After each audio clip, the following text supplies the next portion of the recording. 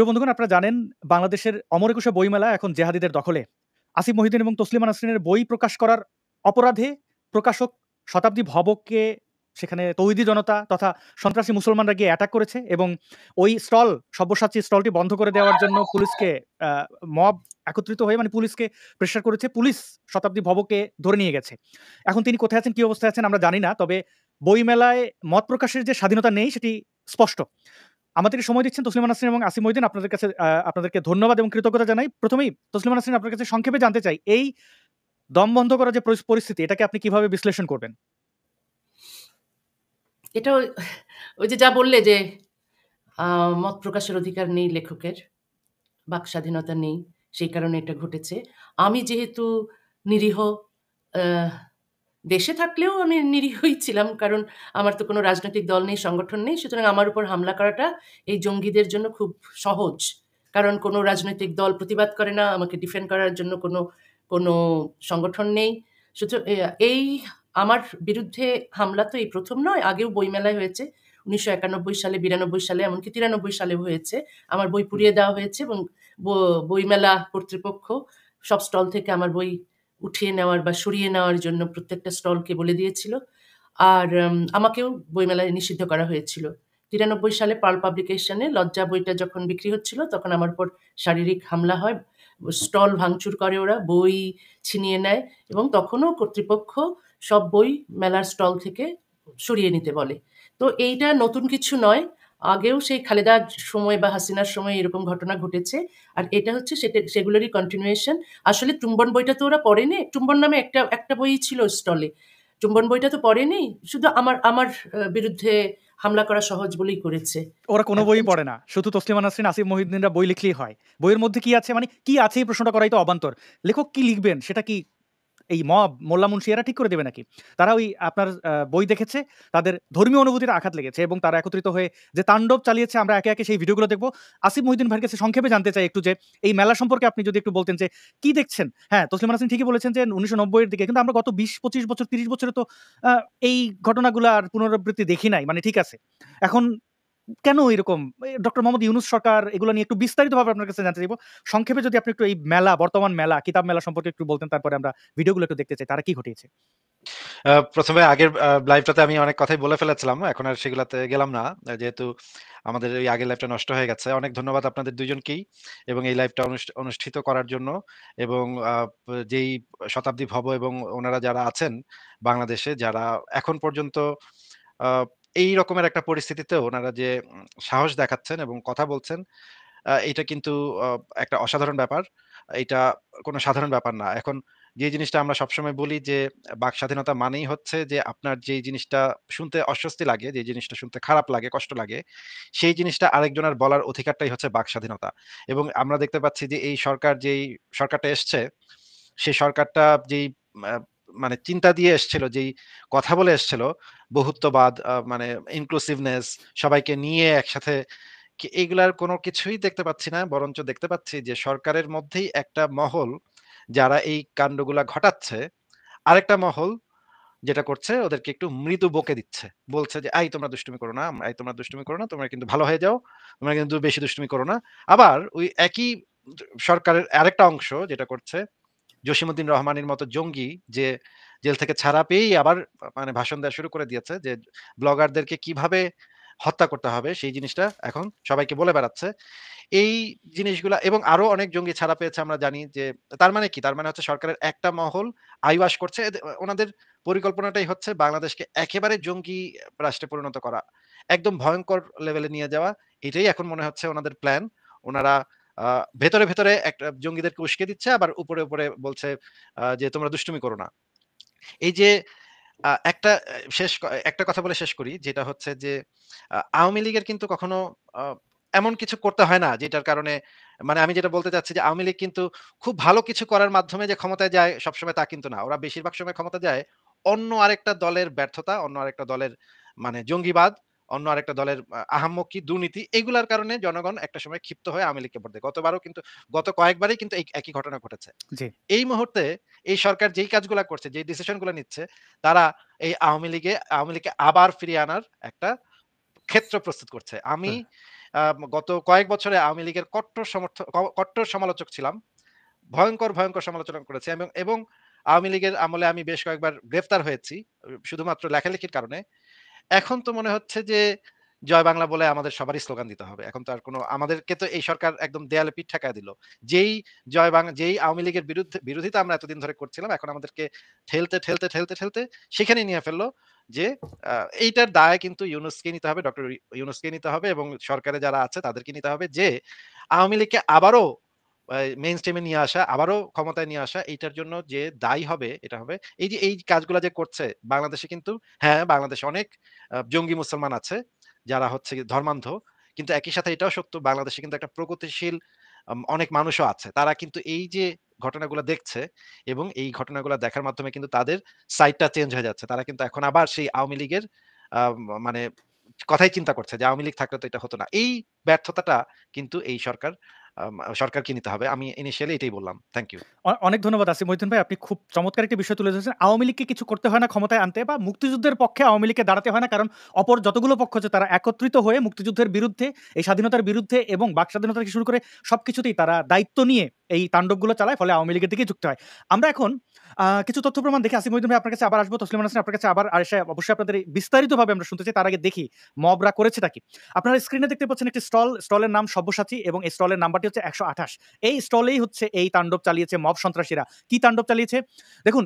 গতকালকের এই লেখাগুলো বা পরশুদিন ধরে বেশ কিছু সন্ত্রাসীরা, ইসলামপন্থী সন্ত্রাসী, তাদের মধ্যে অন্যতম হচ্ছে মাওলানা রুহুল আমিন সিরাজি, যে একটি লাইভে এসে তার মোহাম্মদের যে বিবাহ আয়েশাকে সেই যে মোহাম্মদের বদমাশি সেটাও সে উন্মুক্ত করেছিল, সেজন্য তাকে ধন্যবাদ। কিন্তু এই মবের জন্য তাকে অ্যারেস্ট করা হবে কিনা আমি জানি না, কিন্তু দেখুন সে কিভাবে কি লিখেছে সব্যসাচী স্টল নং ১২৮, পুরোটাই গুস্তাখে রাসূলদের স্টল, মোহাম্মদের সমালোচকদের স্টল। আবু সাঈদের নতুন বাংলাদেশে কি আমরা এটাই চেয়েছিলাম? আমরা কি এটাই চেয়েছিলাম? আবু সাঈদের নতুন বাংলাদেশ, হু, হু, কান্না করতে করতে তিনি আরো লিখেছেন, যেই নাস্তিক আসিফ মহিউদ্দিন দিনরাত আল্লাহর রাসূলকে নিয়ে গালাগালি করে, তার বই পর্যন্ত এরা বিক্রি করে।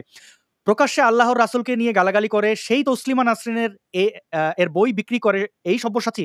অবাক হয়ে গেলাম ভাই, এই স্টল জয় বাংলা করার মতো কোনো রাসূলের প্রেমিক কি নাই? মানে এই যে পিনাকির চেলা, এই যে মব সন্ত্রাসী, সেটা এখানে জানান দিল। আচ্ছা, সকালের মধ্যেই এই স্টল জয় বাংলা করতে চায়, অর্থাৎ ধ্বংস করতে চায়। নিষিদ্ধ নাস্তিক তসলিমার বই বিক্রি করে এখনো চিন্তা করা যায়। কোনো বই এখানে নিষিদ্ধ ছিল না, কিন্তু সেখানে দেখুন শতাব্দী ভবর সঙ্গিনী সানজানা, তাকে তার ছবি এখানে, ভবর বই আছে, ভবর চটি, এখানে তসলিমা নাসরিনের চুম্বন আমরা দেখতে পাচ্ছি। আমরা এইখানে আসিফ মহিউদ্দিনের এই যে মানববাদের শিশুদের মধ্যে মানবিক মূল্যবোধ তৈরি করার একটি অনুবাদ বই ছিল। আরো বেশ কিছু বই নিয়ে তারা আপত্তি তুলেছে। এমনকি সে সানজানা মেহরান তো তাকে হুমকি দিচ্ছে এই বলে যে স্টল জয় বাংলা করার আগে স্টল নিয়ে ইন্ডিয়া ভাগ। দেখুন, হিন্দু ধর্মাবলম্বীদের যে কথাগুলো ইসলামপন্থী সন্ত্রাসীরা বলে আসে, তাদের এই মাওলানা রুহুল আমিন সিরাজি, সে ব্লগ বা এই সমালোচনার যুগে ফেহরাজি নামে পরিচিত, আমরা তার নাম বিকৃত করছি। আরেকজন ওয়াজ মাহফিলকারী মোহাম্মদ আরিফ, সে সশরীরে থেকে এই মব চালিয়েছে। দেখুন তার লাইভ। ফাইনালি গুড়িয়ে দেয়া হচ্ছে অসভ্য সাচির আওয়ামী মাতাল ভবের স্টল। আওয়ামী লীগ কিনা সব্যসাচীর এই স্টল, এটা আমরা একটু দেখছি। পুলিশ ধরে নিয়ে যাচ্ছে আওয়ামী দোসর নাস্তিককে। হ্যাঁ, এই দেখুন, জয় বাংলা স্লোগান দিয়ে আক্রমণ করেছিল নাকি আক্রমণ ঠেকিয়েছিলেন শতাব্দী ভব, আমরা তা দেখব। এই সন্ত্রাসী মোহাম্মদ আরিফ বলছে যে পুলিশ ধরে নিয়ে যাচ্ছে আওয়ামী দোসর নাস্তিককে, এই উল্লাস তাদের। জুবায়ের মাহমুদ নামের আরেক সন্ত্রাসী বলছে যে যারা ২১শে বইমেলার আশেপাশে আছেন সবাই নাস্তিক্যবাদ আর শাতিমের বই প্রমোটকারী সব্যসাচীর স্টলে যান। মাদ্রাসার ছাত্রদের সাথে হাতাহাতি চলছে। হাতাহাতি কে করেছে, আক্রমণ কে করেছে, সেটাও আমরা দেখব বিস্তারিত। সানজানা মেহরান তিনি লিখছেন যে বাংলা একাডেমির মেলার মাঠের দায়িত্বে যিনি আছেন আমাকে কল দিয়ে বলল তসলিমা নাসরিনের বই সরিয়ে ফেলতে হবে। শাহবাগ থানার ওসিও একই কথা বললেন। বাধ্য হয়ে সরাতে হচ্ছে তসলিমা নাসরিনের চুম্বন বইটি। দিলশানা পারুল নামের একজন ব্যক্তি, তিনি বলছেন, দেখেন, বইমেলার ঘটনায় ঘটেছে ৪৫ মিনিট হয় নাই, আর আমার ওয়ালে আসলো আনন্দবাজারের নিউজ অলরেডি পাবলিশ হয়ে গেছে। মনে হয় যেন আনন্দবাজার নিউজ রেডি করে অপেক্ষা করছিল ঘটনার জন্য, এই যে বাংলাদেশকে জঙ্গি প্রমাণ করার জন্য নাটকগুলো ব্লা ব্লা ব্লা। কত বড় অমানুষ হলে পরে ভিকটিম ব্লেমিং করে। এই ঘটনা যে তারা ঘটাবে, এই সন্ত্রাসীরা তো গত পরশুদিন থেকে তারা বলে আসছে। এই সিরাজি ভেরাজি এগুলো গত পরশুদিন ধরে বলে আসছে। আমি এই সরকারের সাথে আতাত আছে এমন ২-১জনকে বলেছি, আমি নাম ধরে বলছি, আমি তাসনিম খলিলকে বলেছি, আমি আরো কয়েকজনকে, তাদের নামটা বলছি না, যারা সরকারের কেউ সরকারের সাথে সুসম্পর্ক রাখে, কেউ সরকারের উচ্ছিষ্টকর। তারপরে বলেছি আপনাদের পিঠ বাঁচাতে চাইলে এরকম কোনো আত্মঘাতী সিদ্ধান্ত নিয়েন না। আনন্দবাজার প্রকাশ করেছে, কারণ আনন্দবাজার মেরুদণ্ড বিক্রি করে দেয়নি, যেটা বাংলাদেশের মিডিয়া বিক্রি করে দিয়েছে। বাংলাদেশের মিডিয়া কর্মীরা কি করছে দেখেন, এই মব সন্ত্রাসীদের কাছে মাইক নিয়ে রেখেছে। দেখেন, তারা সিদ্ধান্ত নিয়েছে যে এই সন্ত্রাসীদের আক্রমণ তারা দেখাবে না, তারা বরং আক্রমণকারীদেরকে বীরের মর্যাদা দিয়ে দেখাবে। তো সেখানে আনন্দবাজার প্রকাশ করেছে, সমস্যা কোথায়? দেখুন, ভবকে বলা হচ্ছে আওয়ামী দোসর। তিনি জুলাইয়ের 31 তারিখ বলছে হয় তুমি লাল নয়তো দালাল। এটা দেখে আবার আওয়ামীপন্থী হাসিনার যারা একান্ত মানে অন্ধভক্ত, তারা বলছে এই লালকে লাল করে দিয়েছে, ভালো হয়েছে ভবর উপর হামলা হয়েছে। যেমন তারা এখন নিজেদেরকে এতিম মনে করে, তাদের মা মনে করে শেখ হাসিনাকে, তাদের সে হারিয়ে যাওয়া পালিয়ে যাওয়া মায়ের জন্য তাদের আর্তনাদ, যে মা থাকলে বোধহয় খুব ভালো ছিল। মা থাকলে ভালো ছিল কিনা আসিফ মহিউদ্দিন ভাই বলবেন, তসলিমা নাসরিন আপনার কাছেও প্রশ্ন রাখছি। আমরা দেখি সেই সন্ত্রাসী মোহাম্মদ আরিফ, তাকে কি পুলিশ কখনো অ্যারেস্ট করবে এই সন্ত্রাস ঘটানোর জন্য? কি সন্ত্রাস ঘটেছে আমি ভিডিওতে আপনাদের দেখাচ্ছি। আমি ভিডিওতে দেখাবো এই সন্ত্রাসীরা মুসান্না আল ফাইয়াজ, যে কোনো ছবি রাখিনি কারণ সে জঙ্গি, তো সে কি করেছে আমরা সেগুলো একে একে দেখাবো।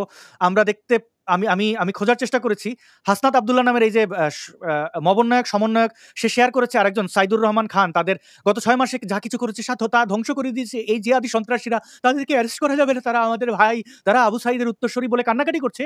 কিন্তু তারা এমনটা করছে যেমন হাসিনা এসে এই স্টল বন্ধ করেছে। মাহফুজ আলম উজিরে খামাখা বলে খ্যাত, সেই উজিরে খামাখাও একই ধরনের কান্নাকাটি করছে যে কি করলো, আমাদের অর্জন রক্ষা করতে দিল না এই আমাদের জিহাদি তালিবানি ভাইরা। আমরা কি এই স্বাধীনতা চেয়েছিলাম? আমরা কি এই মবদের দেখতে ছিলাম? মবরা একটু রয়েস হয়ে মবগিরি করবে, সেটা না করে তারা এইভাবে আমাদের হাটে হাড়ি ভেঙে দিচ্ছে। হাটে হাড়ি কতটুকু ভাঙছে দেখো। দেখুন, আজকের পত্রিকা নিউজ করেছে 10 ফেব্রুয়ারি বাংলাদেশ সময় 11টার দিকে সম্ভবত। তো বইমেলায় তসলিমার বই রাখায় ফেসবুকে পোস্ট, স্টল ভাঙচুর। কারা ভাঙচুর করেছে? তাদের টুপি দেখতে পাচ্ছেন, তালেবানি টুপি, তালেবানি রুমাল কাঁধে। এবং এই জিনিসগুলো কেন? আনন্দবাজার ঘটনার পরেই ভারতে তসলিমা নাসরিনকে একদিনে যতটুকু সম্মান দিয়েছে, বাংলাদেশে তসলিমা নাসরিনের সারা জীবনে ততটুকু সম্মান দিয়েছে বলে আমার মনে হয় না। তো তারা তসলিমা নাসরিনের মর্ম বোঝে, জিহাদি সন্ত্রাসীরা মর্ম বুঝবে কি করে? এবং বাংলাদেশের জিহাদি সন্ত্রাসীদের দোসর হয়ে গেছে এখন এই মিডিয়াগুলো। তারা এই দেখেন রয়েস হয়ে এই যে নিউজ, এগুলো হাস্যকর এবং খুবই নক্কারজনক। এখানে দেখেন আব্দুল্লাহ আল নোমান, তিনি বলছেন, প্রথমত আমি উত্তেজিত মোল্লাদের বিষয়টি প্রশাসনিকভাবে নিতে না পারার জন্য ধিক্কার দিই। আচ্ছা, উত্তেজিত মোল্লা। দ্বিতীয়ত, বইমেলা জয় বাংলা স্লোগান দিয়ে উস্কানি দিল কে? জয় বাংলা স্লোগান কি বাংলাদেশে নিষিদ্ধ? তাহলে সেই স্লোগান দিলে উস্কানি হবে কেন? জয় বাংলা আমাদের মুক্তিযুদ্ধের স্লোগান। তারপরে বলছে ঘটনা ঘটার 40 মিনিটের মধ্যে আনন্দবাজার পত্রিকায় নিউজ করলো বইমেলায় জঙ্গি হামলা, সেখানে ইন্টারভিউ দিতে কিভাবে সানজানা মেহেরান, মানে ঘটনা ঘটবে, মারবো কাটবো, কিন্তু বলতে পারবা না, কোনো বলা যাবে না। এখানে মোহাম্মদ জাফর ইকবালের সাথে ছবি দিয়ে বোঝাতে চাইছে ভব সন্ত্রাসী। জাফর ইকবাল কি বাংলাদেশে কোনো সন্ত্রাসী? মোহাম্মদ জাফর ইকবাল? আচ্ছা, আমরা দেখি তো আমাদের সেই প্রিয় কিউট নান্না মুন্না এই জেহাদি ভাইরা কি করেছেন। জেহাদি ভাই বন্ধু, আমি তাদের আসলে বেশি কিছু শব্দ চয়ন করছি না, কিন্তু আমরা দেখি তারা কি করছে।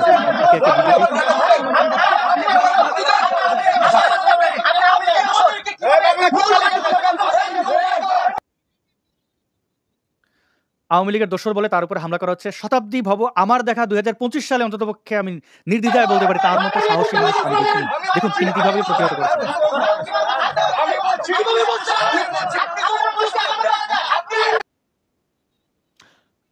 আচ্ছা, আমি খেয়াল করছি এখানে শব্দ পরিষ্কার নয়।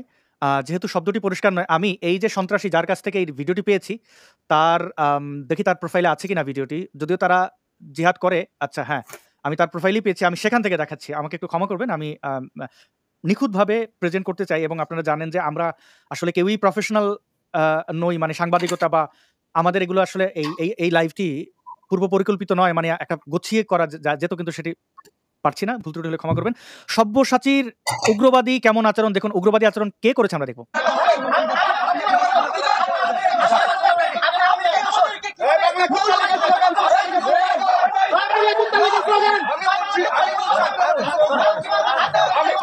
দেখতে পাচ্ছেন এখানে তালেবানি সন্ত্রাসীরা আছে, অন্যান্য মোল্লা মুন্সিরা আছে এবং শতাব্দী ভব যিনি কিন্তু একজন জুলাই বিপ্লবের একজন অংশীদার। এখানে আসিফ নজরুল ভাই, আসিফ মহিউদ্দিন ভাই, আমি দুঃখিত এমন একটা লোকের নাম চলে আসলো, আসিফ মহিউদ্দিন ভাই, মানে এখানে এই যে উজিরে খামাখা, নাজিরে খামাখা, এদের দেখতে আসিফ নজরুলই মুখে চলে আসে।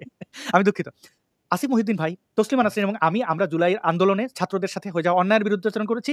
আমরা তাদের সাথে যে নিপীড়ন ঘটিয়েছিল আওয়ামী লীগ, সেটার বিরুদ্ধে ছিলাম। সেই ক্ষেত্রে আমরাও জুলাই বিপ্লবী যদি বলা হয়, কিন্তু আমরা তো আর বিপ্লব বেঁচে খাই না, সেই কারণে ওইভাবে ঝান্ডা করিনি। আজকে শতাব্দী ভব কেন জয় বাংলা বলেছেন, তাই তাকে আওয়ামী লীগের দোষর বলা হচ্ছে।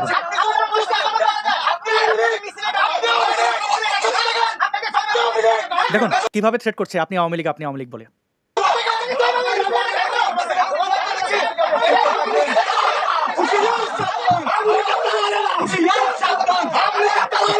খোঁজ দিবেন? জি, জি, জি, জি, নিশ্চয়ই আসিফ ভাই। আ আ আমি একটা কথা জিজ্ঞেস করতে চাই যে, আওয়ামী লীগের মানুষ মানে কি এখন হত্যাযোগ্য? আগে ছিল হ্যাঁ, হ্যাঁ। নাস্তিক মানে হচ্ছে হত্যাযোগ্য। হ্যাঁ, এখন আওয়ামী লীগ হয়ে গেছে হত্যাযোগ্য। মানে জি, জি। এখন আর কোন নিয়ম কানুন নাই, আইন কানুন নাই। এখন আওয়ামী লীগ হলেই আগে ছিল হ্যাঁ। এটা মানে কেমন কথা? যে একজন মানুষ এটা তো যদি আওয়ামী আওয়ামী লীগ লীগ করে গেছে হয়ও আসিফ ভাই। আসিফ ভাই আওয়ামী লীগ যখন না যখন এটা না আমি লক্ষ্য করেছি জানো? এটা আমি লক্ষ্য করেছি কি? যদিও ওই নাস্তিকের বই আ ওখানে রাখা আছে তসলিমার বই, একে ইয়ে করো স্টল হামলা করো, এগুলোতে আওয়াজ দেওয়া হয়েছে। কিন্তু মব ভায়োলেন্স এর পর, ওই আক্রমণ করার পর আমি দেখছি সবাই লিখছে তসলিমাকে আক্রমণ করো কারণ সে জুলাই বিপ্লবের বিপক্ষে ছিল। সে আওয়ামী লীগ করে। এখন মানে নাস্তিকের উপর হামলার চেয়ে যে আওয়ামী লীগ তসলিমা আওয়ামী লীগ করে এবং জুলাই বিপ্লবের বিপক্ষে ছিল এটাই যথেষ্ট আমার উপর হামলা আপনি করার আপনি তো জন্য। জুলাই তার মানে আপনি তো জুলাই আন্দোলনের বিপক্ষে ছিলেন না। জুলাই বিপ্লবের পক্ষে ছিলাম। তারপর ৫ই অগাস্টের পর যখন দেখছি তাদের মানে জিহাদিদের স্বরূপ বেরিয়ে পড়ল, তখন তো আমি সমালোচনা করছি এদের। আমি তো জানতাম না যে পেছনে এই আন্দোলনের জুলাই বিপ্লবের পেছনে নেপথ্যে ছিল জঙ্গি তসলিমা জিহাদি নাসরিন, গ্রুপ। আপনি আচ্ছা, আপনি অবাক হচ্ছেন কেন? যে এই বঙ্গবন্ধু শেখ মুজিবুর রহমানের আমাদের মহান মুক্তিযুদ্ধে এত বড় ভূমিকা, তার বাড়ি ভেঙে দিয়েছে। আপনি তাদের পক্ষে থাকলেও কি আর না থাকলেও কি? এটা আসলে স্বাভাবিক। আসিফ মহিউদ্দিন ভাই যে প্রশ্নটা করেছিলেন যে আওয়ামী লীগ নিষিদ্ধকরণ কিনা, মানে এটাই কিনা বাস্তব। আসিফ ভাই যখন ব্লগার হত্যা হচ্ছিল, স্বরাষ্ট্রমন্ত্রী কি বলেছিল? ব্লগাররা কি লিখেছিল খতিয়ে দেখব। এই মবদের তৈরি করেছে তো আওয়ামী লীগ। তো তাদের কাছ থেকে কি এই ফলটা পাবে না আসিফ ভাই? অবশ্যই এর পেছনে তো শেখ হাসিনারও একটা বড় ভূমিকা আছে। এই জিনিসটা তো বলার অপেক্ষা রাখে না। শেখ হাসিনার পেলে পুষে বড় করা কালো সাপ এখন তো অনেক বড় হয়েছে। এখন তো শেখ হাসিনাকে গিলে খেয়েছে। কিন্তু এখন যেটা মনে হচ্ছে ইউনূসকেও গিলে খাবে এবং ইউনূসকে শুধু গিলে খাবে না, ইউনূসের সাথে আরো অনেককেই গিলে খাবে। আমি একটা কথা বলতে চাই যে এই যে আ আমি মোস্তফা সরয়ার ফারুকী সাহেবের একটা সিনেমা দেখেছিলাম। সিনেমা অথবা নাটক কোন একটা হবে। সেটার থার্ড ভিতর পারসন সিঙ্গুলার নাম্বার। না। সেটার ভিতরে একটা আচ্ছা। ডায়ালগ ছিল। কোন যে সিনেমাটা দেখলাম আমার খেয়াল নাই। কিন্তু এই সিনেমাটার ভিতরে একটা ডায়ালগ ছিল যে, "ওকে নাস্তিক বইলা দেন। ওকে নাস্তিক বইলা তারপর পিটায় মেরে ফেলেন।" হ্যাঁ? মানে একজনকে মেরে মেরে ফেলতে হবে। বলতেছে যে, "আপনি মানে জনসমাবেশের মাঝখানে গিয়ে চিৎকার করেন যে ও নাস্তিক। তাহলে জনগণই এসে বাদবাকি কাজ করে ফেলবে, পিটায় মেরে ফেলবে। আপনাদের আর কিছু করতে হবে না। খুব নির্বিঘ্নে আপনি একটা মানুষকে মেরে ফেলতে পারবেন। যখন আপনি দেখবেন যে একটা মানে কাঁটা আপনার কোন একটা শত্রু, আপনার কোন একটা শত্রুতা আছে, আপনি জাস্ট গিয়ে বলবেন যে, "এ হচ্ছে শাতিমে রাসূল, একে আসো মেরে ফেলি বা এ হচ্ছে নাস্তিক, আসো একে মেরে ফেলি।" এই জিনিসটা আমরা আগে দেখে আসছি। বহু বছর অনেক বছর ধরে দেখে আসছি। আমাদের অনেক ব্লগারকে নির্মমভাবে হত্যা করা হয়েছে।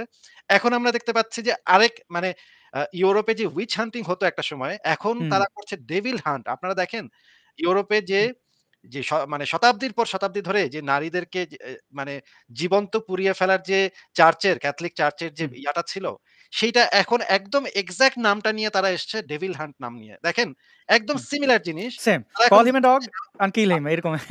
আওয়ামী লীগের কাউকে পেলে তারা এখন কি করবে? জীবন্ত জ্বালায় দিবে। সেই যে ভাই উইচ হান্টিং এখানে আছে। আসিফ ভাই এই চমৎকার একটা কথা বলছেন। আমরা এই ভিডিওটা যদি দেখি এখানেই আছে যে এই ডেভিল হান্ট কোথায়? মানে এই শতাব্দী খবর ডেভিল, বাট এই একটা মানুষ পুরো সন্ত্রাসীদের সামনে দাঁড়াইয়া তার শির দ্বারা সোজা রাইখা কথা বলছেন। আমি শতাব্দী খবরকে স্যালিউট জানাই এবং এখানে আরো কিছু চক্রান্তের ব্যাপার আমি আনছি আসিফ ভাই। আমরা এই ভিডিওগুলো দেখে ফেলি যে কি আসলে এখানে হইছে। তারপরে আপনাদের মূল্যবান মতামত আমরা একটু শুনতে চাই আসিফ ভাই। কেমন? আমি সংক্ষেপে দেখি এখানে কি হয়। একটু ফাস্ট ফরওয়ার্ড করে দিয়ে আমি দেখি প্লেব্যাক স্পিডটা একটু বাড়ায় দেই। দেখি এখানে কি বলছে। এই দেখুন এখানে স্পিডটা আমি নরমাল রাখি। যে শতাব্দী ভব দেখুন, যখন এরা নাস্তিকদের কালো হাত ভেঙে দাও, গুঁড়িয়ে দাও বলছে এই সন্ত্রাসীরা, তখন শতাব্দী ভব সুস্পষ্ট।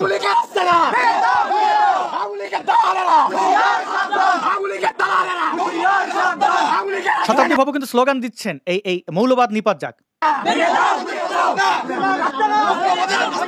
এই যে জঙ্গিবাদের আস্তানা ভেঙে দাও, পুড়িয়ে দাও, একা শতাব্দী ভব স্লোগান দিচ্ছেন। একার স্লোগানে সবাই থেমে গেছে।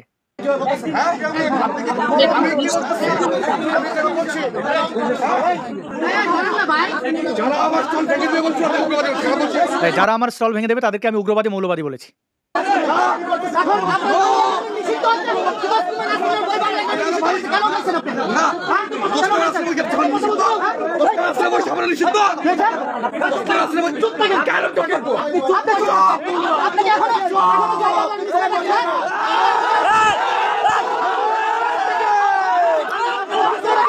দেখুন শতাব্দী ভবর গায়ে হাত তোলা হচ্ছে, তিনি দমে যান নাই। এটা অপরাধ। এটা কেন হাত তুলতে দেওয়া হয় নাই, মারতে দেয় নাই, স্টল ভাঙবে, লুটপাট করবে, আগুন ধরাইয়ে দেবে, বইমেলা নিষিদ্ধ করবে, শতাব্দী বাবুকে মেরে ফেলবে। এটা তো এখন এই মবদের অধিকার। এটা করতে দেয় নাই কেন? দেখেন তারা কিভাবে ভিকটিম, মানে নিজে আবার ভিকটিম সাজে।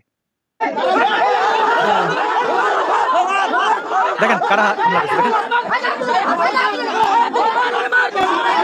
আচ্ছা, তসলিমা নাসরিন, আসিফ মহিউদ্দিন, চিন্তা করেন কত বড় নির্লজ্জ হলে পরে তারা হাত তুলে আবার বলছে যে ভবন নাকি হাত তুলছে।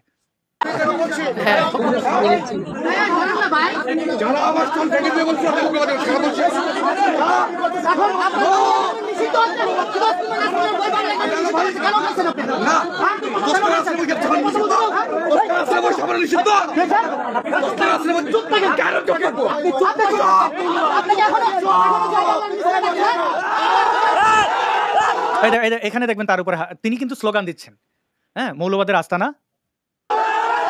দেখুন দেখুন, তাকে কিন্তু ঠেলে ফেলে দিল। দেখেন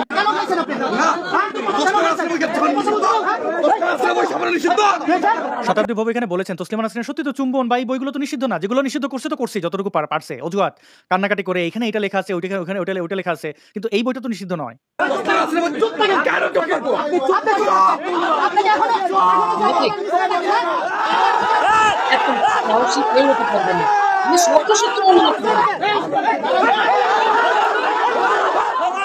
দেখেন দেখেন দেখেন, মার দেখেন, তারাই বললো মার দেখেন। আরেকটু দেখি এই জায়গাটা দেখেন।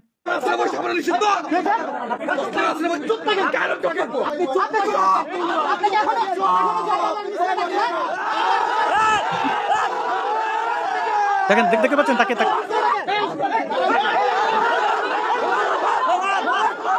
দেখছেন তাকে মারছে।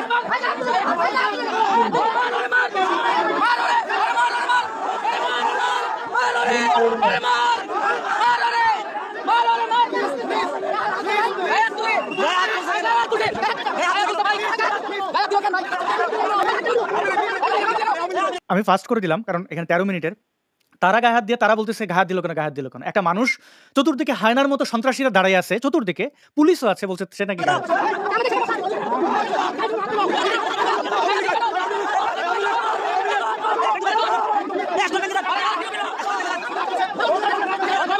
স্টল ভেঙে দেওয়ার কথা বলছে। দেখেন আমি তো ভলিউমটা কমিয়ে দিচ্ছি, দেখেন আমি বলে যাচ্ছি কি করছে। দেখেন স্টল ভেঙে দেন, পুলিশ এসে থামাচ্ছে, স্টল না, তারা স্টল ভাঙবে। এরকম ধাক্কাধাক্কি চললো অনেকক্ষণ, পুলিশের ঊর্ধ্বতন কর্মকর্তা আসলো। জয় বাংলা স্লোগান কোথায় দিল আমরা শুনি নাই। দিলে জয় বাংলা স্লোগান তো নিষিদ্ধ না। দেখেন এরপরে আরো পুলিশ, হ্যাঁ আরো পুলিশ, না পুলিশ তো মানে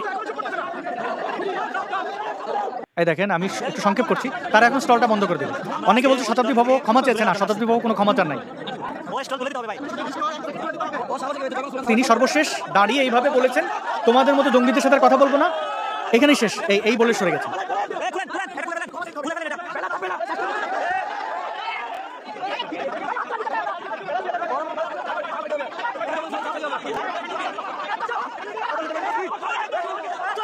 প্রিয় দর্শক, আপনারা দেখছেন আমাদের এই মুহূর্তে ফেসবুক ইউটিউব মিলে প্রায় 6000 মানুষ দেখছেন, কিন্তু আপনাদের কাছে একটাই প্রশ্ন যে আপনারা চোখের সামনে দেখলেন এরা এই সন্ত্রাসীরা কত বড় মিথ্যুক। দেখুন শতাব্দী বাবু বারবার বলছেন থামার জন্য, তিনি বারবার স্পষ্ট করেছেন তিনি এই স্টল বন্ধ করবেন না, মৌলবাদী সন্ত্রাসীদের জায়গা বই মেলে না। দেখুন কিভাবে এই সন্ত্রাসীরা মব কিভাবে হানা দিচ্ছে। দেখেন উনি ওকে কান ধরতে বলেছেন শতাব্দী বাবুকে, তিনি বলছেন নো, কোনো কম্প্রোমাইজ নাই। আমি স্যালিউট করি এই মানুষটার নিরাপত্তা এবং তাকে উদ্ধার করার আমাদের সবার দায়িত্ব, আমরা যে যেখানে আছি। দেখেন সে হাত জোর করে বললো তোমাদের আর হবে না, থামতেছে না কেউ, টাটা বাই বাই। এখন উনি তো আর এদের মতো সন্ত্রাসী না যে ভেতর থেকে 2টা ইট ছুঁড়ে মারবে। বইয়ের দোকানে তো ইট থাকে না, 2টা বই ছুঁড়ে মারবে। বই তো আর অস্ত্র না, কলমের অস্ত্র ভিন্ন অস্ত্র। দেখেন উনি কিন্তু বারবার ঠিক আছে টাটা, তোমাদের অসভ্যদের সাথে আর কোনো কথা নেই, উনি নেমে গেছে। তারপরে স্টল বন্ধ করে দেওয়া হয়েছে। দেখেন এই ছবিটাকে, এই যে অসভ্য তোমাদের সাথে আর হবে না গেলাম, এই কথাটাকে অনেকে দেখাইছেন ছবি তুলে যে ক্ষমা চাইছেন, না ক্ষমা চান নাই, ক্ষমা চাওয়ার কথাও না এবং কোনোভাবেই না। এবং তারপর তাকে ধরে নিয়ে গেছে পুলিশ। এখন তিনি কোথায় আছেন আমরা জানি। আরো কিছু ভিডিও দেখবো, যেই ভিডিওগুলো থেকে আমাকে একটু সময় দেবেন আসিম ভাই এবং তসলিমা আপা। আচ্ছা দেখো, পুলিশের কিন্তু উচিত ছিল এই যে যারা মব ভায়োলেন্স করতে এসছে, যারা এই জিহাদি জঙ্গিগুলো, এদেরকে অ্যারেস্ট করা। কারণ তাদের যেখানে ইউনুসের মতো লোক যে নিজে একজন নাস্তিক, তার পুরো পরিবারে কেউ ধর্মচর্চা করে না, সেই লোকই নিজে থামাইতেছেন, আর পুলিশ সে তো ২ পয়সার মানে কি বলে যে ২ কলাম পইরা সে মুসলমান হইছে, মানে যে ওই একটু নামাজ পড়ে সে তো তার তো ইমানি দোষ আছে, সে তো এটা করবে। পুলিশকে তো অর্ডার দিতে হবে, তাই না? পুলিশ অর্ডার দেবে না। পুলিশ এখন মবের হাত থেকে, এই সন্ত্রাসীদের হাত থেকে, তবে কিছু তরুণ, কিছু তরুণী সাহস করে এই সন্ত্রাসীদের বিরুদ্ধে ওই সময় বইমেলায় মিছিল করেছেন। আমরা সেই মিছিল দেখি।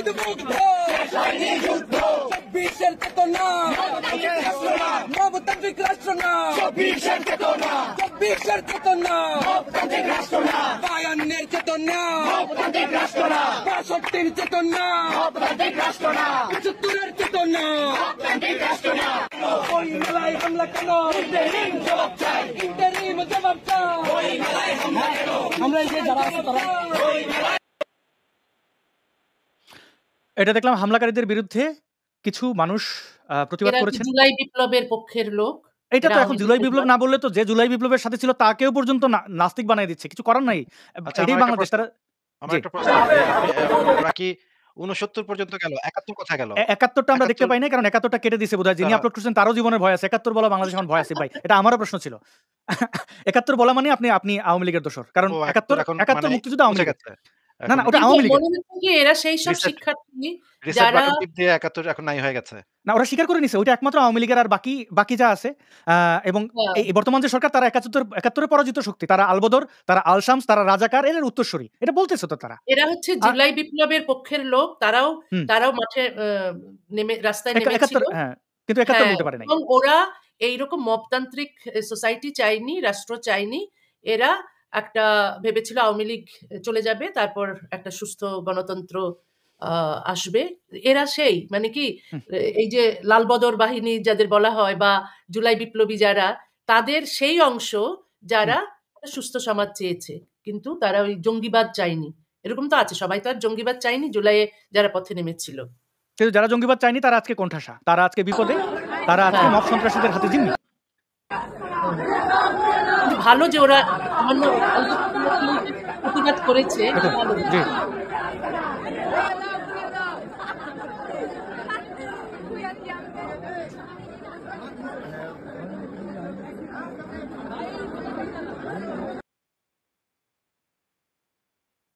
আমার মনে হয় আসিফ ভাই, আপনি তো একটা জিনিস দেখলেন যে এখানে মানে এরা যে এদের বুদ্ধিমত্তা বিকাশিত হওয়ার জন্য তো আমরা করি। আল্লাহ খোদা থাকলে তো তার কাছেও প্রার্থনা করলাম, আল্লাহ তোমার এই মূর্খগুলোর একটু আলো দাও, একটু আলো দাও। কারণ একজন জুলাইয়ের আন্দোলনের সমর্থকই শুধু না, তাকে বলে যে আওয়ামী লীগের দালাল। তো এরা এতটাই মূর্খ, তাদের নিজেদের লোককেও চেনে না। আচ্ছা, এবার আমি একটু আসিফ ভাই, আমরা তো মোটামুটি দেখলাম যে কি হইছে। এখন আন্তর্জাতিক মিডিয়াগুলো এটাকে ভালোভাবেই এটা প্রতিবাদ করছে। কারণ এটা প্রতিবাদ করা যেকোনো মেরুদণ্ড সম্পন্ন মানুষ, যেকোনো মিডিয়ার দায়িত্ব। কিন্তু বাংলাদেশের বেশিরভাগ মিডিয়া ইউনূস সরকারের এই মব সন্ত্রাসীদের কাছে তাদের বিবেক, তাদের দায়িত্ববোধ সবকিছু বর্গা দিয়ে ফেলেছে। এবং এখন দেখলাম কিছু সন্ত্রাসীরা আরো এটা দাবি তুলতেছে, তাদের মানে প্রধানতম কষ্টের জায়গা হচ্ছে কেন আনন্দবাজার এটা প্রকাশ করছে। বাংলাদেশের মিডিয়া যে গোপন রাখছে, সেই গোপন আনন্দবাজার কেন রাখে নাই? দেখেন, আমি একটু স্ক্রিনটা লাস্ট একটু দেখাই নেই যে সেটা সর্বশেষ যে কি হইতেছে এখানে। অনেকগুলো পয়েন্ট, অনেকগুলো কিছু তারা তুলে ধরছে যে কেন মানে আনন্দবাজার প্রকাশ করতে পারবে না। এটা এই সন্ত্রাসীরা হামলা চালাবে, চালাবে। যাই হোক, আমরা একটু মাঝে মাঝে আমি দেখাচ্ছি কথার ফাঁকে। তসলিমা নাসরিন, আপনার কাছে যেতে চাই, বিস্তারিতভাবে একটু বললেন। আপনার উপরে দমন নিপীড়ন, আপনার লেখালেখি, আপনি কি লিখছেন ওটা ম্যাটার না। তসলিমা নাসরিন লিখছেন, আসিফ মহিউদ্দিন কি লিখছেন ওটা বিষয় না। আসিফ মহিউদ্দিন লিখছেন, এটি হচ্ছে সমস্যা। আপনি এই বাংলাদেশে এই মব সন্ত্রাসীদের ভবিষ্যৎ কি দেখেন? তারা আজকে যে কাজটা করলো, অর্থাৎ বইমেলায় হামলা, এতে ইউনূস সরকার কি ধরনের জবাবদিহিতার মধ্যে পড়তে পারে বলে আপনি মনে করেন? এটা কি আওয়ামী লীগের হয়ে তারা গেছে? মানে এই মব সন্ত্রাসী কি আওয়ামী লীগের লোক, নাকি এরা ইউনূসের লোক? এরা কারা? না, এরা তো জঙ্গি জিহাদিরা তো এখন ইউনূসের লোকই। তারা গেছে, এবং যেহেতু সরকার থেকে এদের বাধা দেওয়া হয় না কোনো সন্ত্রাসী কার্যক্রমে, তাই এরা মনে করেছে যে সরকারের সম্মতি আছে। আসলে তো সরকারের সম্মতি আছেই। তা না হলে তো আইনশৃঙ্খলা বাহিনীকে বলা হতো যে কোনো জায়গায় যেন এই মব সন্ত্রাসীরা না যেতে পারেন এবং এইভাবে যেন লুটপাট, ভাঙচুর, পোড়ানো এসব না করতে পারে। কিন্তু তা তো বলা হয়নি। বরং এদেরকে এক ধরনের লাইসেন্স দিয়ে দেওয়া হয়েছে যে তাদের যেখানেই তারা আওয়ামী লীগ পাচ্ছে বা যেখানেই ছাত্রলীগ পাচ্ছে, এটা বলেই দেওয়া হয়েছে, যুবলীগ পাচ্ছে তাদেরকে হয় তাদের বাড়িঘর ভেঙে ফেলো, তাদেরকে বাড়িঘর পুড়িয়ে দাও, তাদের জিনিসপত্র লুটপাট করো এবং তাদেরকে হয় মেরে ফেলো নয়তো নির্যাতন করো। তো এইগুলো তো তারা লাইসেন্স পেয়ে গেছে এবং সেগুলো তো করছেই এবং তারা এরপরও যে কোনো নাস্তিক দেখলে বা কোনো মুক্তচিন্তক দেখলে তারা তাও করছে, তাদের উপরেও হামলা করছে এবং হামলার ব্যাপারে তো কোনো বাধা নেই। তারা নিশ্চিন্তে, নির্বিঘ্নে, নিরাপদে হামলা করে যাচ্ছে এবং ওই যে যেটা আসিফ বলল যে কিছুটা ওই আর কি বকে দেওয়া হয়, সেগুলো দেওয়া হয় কিন্তু আসলে তো যদি যদি এই সরকার এই মব ভায়োলেন্সের বিরুদ্ধে থাকতো তাহলে তো এদের অ্যারেস্ট করতো, যারা যে মব এসেছে বইমেলায় ভাঙচুর করতে বা অ্যাটাক করতে, হ্যাঁ, লেখককে, প্রকাশককে, তাদের তো কাউকে অ্যারেস্ট করা হলো না, দেখলাম না তো। হ্যাঁ, বরং বরং সরিয়ে নেওয়া হলো কোথায়, কাকে, প্রকাশককে। বরং বন্ধ করা হলো বইয়ের স্টল। হ্যাঁ, তো আমরা তো দেখছি উল্টো যে একই রকম সেই পুরনো কথা মনে পড়লে মনে তো পড়ে যে আমার বিরুদ্ধে ফতোয়া দেওয়া হয়েছিল, আমার ফাঁসির দাবি চেয়েছিল সেই ইসলামী মৌলবাদীরা, দিনের পর দিন তারা হাজার হাজার, 50,000, 1,00,000 লোক রাস্তায় নামতো, কি কি আমি নাকি ধর্মীয় অনুভূতিতে আঘাত দিয়েছি, এই যে ফতোয়া বাংলাদেশে নিষিদ্ধ, আমার মাথার দাম যে ঘোষণা করেছে বাংলাদেশে নিষিদ্ধ, তখনকার সরকার কি তাদের কাউকে অ্যারেস্ট করেছে? কাউকে করেনি, বরং আমাকে, আমার বিরুদ্ধে গ্রেফতারি পরোয়ানা জারি হয়েছে, আমাকে দেশ থেকে তাড়িয়ে দেওয়া হয়েছে। কিন্তু যারা কালপ্রিট, যারা দোষী, যারা অপরাধী, তাদের বিরুদ্ধে তো কোনো অ্যাকশন নেওয়া হয়নি এবং এরই কন্টিনিউশন চলছে। ইউনূস সরকারের সেটাই করছে যে যারা মানে নিরীহ মানুষের উপর যারা হামলা করছে, যারা বাক স্বাধীনতার বিরুদ্ধে, যারা মত প্রকাশের অধিকারের বিরুদ্ধে, যারা গণতন্ত্রের বিরুদ্ধে, তাদের তাদের তাদের বিরুদ্ধে কোনো অ্যাকশন নেওয়া হয় না। অ্যাকশন নেওয়া হয় মুক্ত চিন্তকদের বিরুদ্ধে। আহ, এই তো এই তো হয়ে অনেক আসছে। জি, এটা আসলে খুব লজ্জার। আমরা যদি এখন আরেকটা জিনিস দেখি, খারাপ লাগছে এটা দেখাইতে, কিন্তু দেখা উচিত আমাদের জেনারেশন কারা, মানে বাংলাদেশ এখন কারা কাদের হাতে। দেখেন, ফিল্ম সার্কাজম নামের একটা জায়গা থেকে এগুলো এই সমন্বয়কদেরই লেখা। বলছে যে ঘটনা 40 মিনিটের কম সময়ের মধ্যে এই সাহা মা গয়বর্গীয় একটা জিনিস লিখেছে, বুঝতেই পারছেন। তারা শাহবাগীদের এইভাবেই লেখে, তাদের মা বোনদেরকে এরা ঘরেও এইভাবে ডাকে। আনন্দবাজার পত্রিকায় কেন সাক্ষাৎকার দিলেন এবং স্পষ্টতই ফেসিবাদের দোসর। এর কারণটা কি? তিনি নাকি এখানে বলেছেন এই জেনারেশন একটা শব্দ ব্যবহার করে, ওই জেনারেশন, এটা তিনি ভুল বলেছেন কিনা সেটা একটা বিষয়, এবং জঙ্গিদের মেলা এটা বলেছেন। এই সত্য কথাগুলো বলার কারণে, এবং ইমরানের সরকারের সাথে কেন ফারজানার ছবি আছে, হ্যাঁ, মেহরানের ছবি আছে, এটাই হচ্ছে তাদের কাছে অপরাধের মূল কারণ, রাগের মূল জায়গা, যে কেন তারা প্রগতিশীল। আসিফ মহিউদ্দিন ভাই, আপনার কাছ থেকে বিস্তারিত জানতে চাই যে আপনি এইটাকে কিভাবে বিশেষায়িত করবেন। আপনি খুব চমৎকার একটা পয়েন্ট তুলে ধরেছিলেন, আওয়ামী লীগ ক্ষমতায় আসার জন্য তাদের কিছু করতে হয় না। এই দুঃখ, এই দুর্দশা, এই বিব্রতকর পরিস্থিতি কতদিন থাকবে? এটা তো এই বিষয়ে আহমদ সাফার একটা কথা আছে যে আওয়ামী লীগ যদি জেতে তাহলে তো শুধু একা আওয়ামী লীগ জেতে, আর কাউকে নেয় না। আর আওয়ামী লীগ যখন হারে পুরা বাংলাদেশকে নিয়ে হারে। বা আওয়ামী লীগ এই হাসিনা যে পালায় গেল বাংলাদেশ থেকে, সেটার বিরুদ্ধে, হাসিনার সরকারের বিরুদ্ধে তো আমরা সবাই মোটামুটি প্রচুর পরিমাণে লেখালেখি করেছি। আমি নির্যাতিত হয়েছি, রিমান্ডে গেছি। আপনি আসাদ ভাই, আপনি রিমান্ডে গেছেন। তসলিমা আপার তো মানে দেশে ঢোকার সেই সুযোগটা আওয়ামী লীগের পুরা আমলে তারা দিল না। আমি যেটা আগের লাইভে বলেছিলাম সেই কথাটা আবার এখন একটু বলি যে বাক স্বাধীনতা মানে হচ্ছে যে আপনার যেটা শুনতে ইচ্ছা করে না। এখন আমাদের বাংলাদেশে কিন্তু তসলিমা নাসরিন কিন্তু বাক স্বাধীনতার একটা স্কেল। আপনারা যখন দাবি করবেন, এই সরকার যখন দাবি করবে যে এটা একটা ইনক্লুসিভ সরকার, এখানে সবাই আসবে, সবাই প্লুরালিস্ট সোসাইটি, সবাই মিলেমিশে সমস্ত মত বহুত্ববাদ, এই বড় বড় গাল ভরা বুলিগুলা যখন আপনারা কপচাবেন, তখন কিন্তু আপনাদের সেই মিটারটা পার করতে হবে। সেই মিটারটা হচ্ছে তসলিমা নাসরিন। যে তসলিমা নাসরিনকে যদি একসেপ্ট করা না হয়, তাহলে বাক স্বাধীনতার কোনো অর্থ হয় না। কারণ এইটাই হচ্ছে স্কেল। উনি একটা স্কেলে পরিণত হয়েছেন, যেখান থেকে আমরা দেখতে পাবো যে উনি যদি এই প্লুরালিস্ট সোসাইটিতে ইনক্লুড হন, তখন আমরা বুঝতে পারবো যে বাংলাদেশ আসলেই একটা বহুত্ববাদী, একটা প্লুরালিস্ট একটা সোসাইটিতে পরিণত হয়েছে, যেখানে বহু মতের সমাগম ঘটেছে।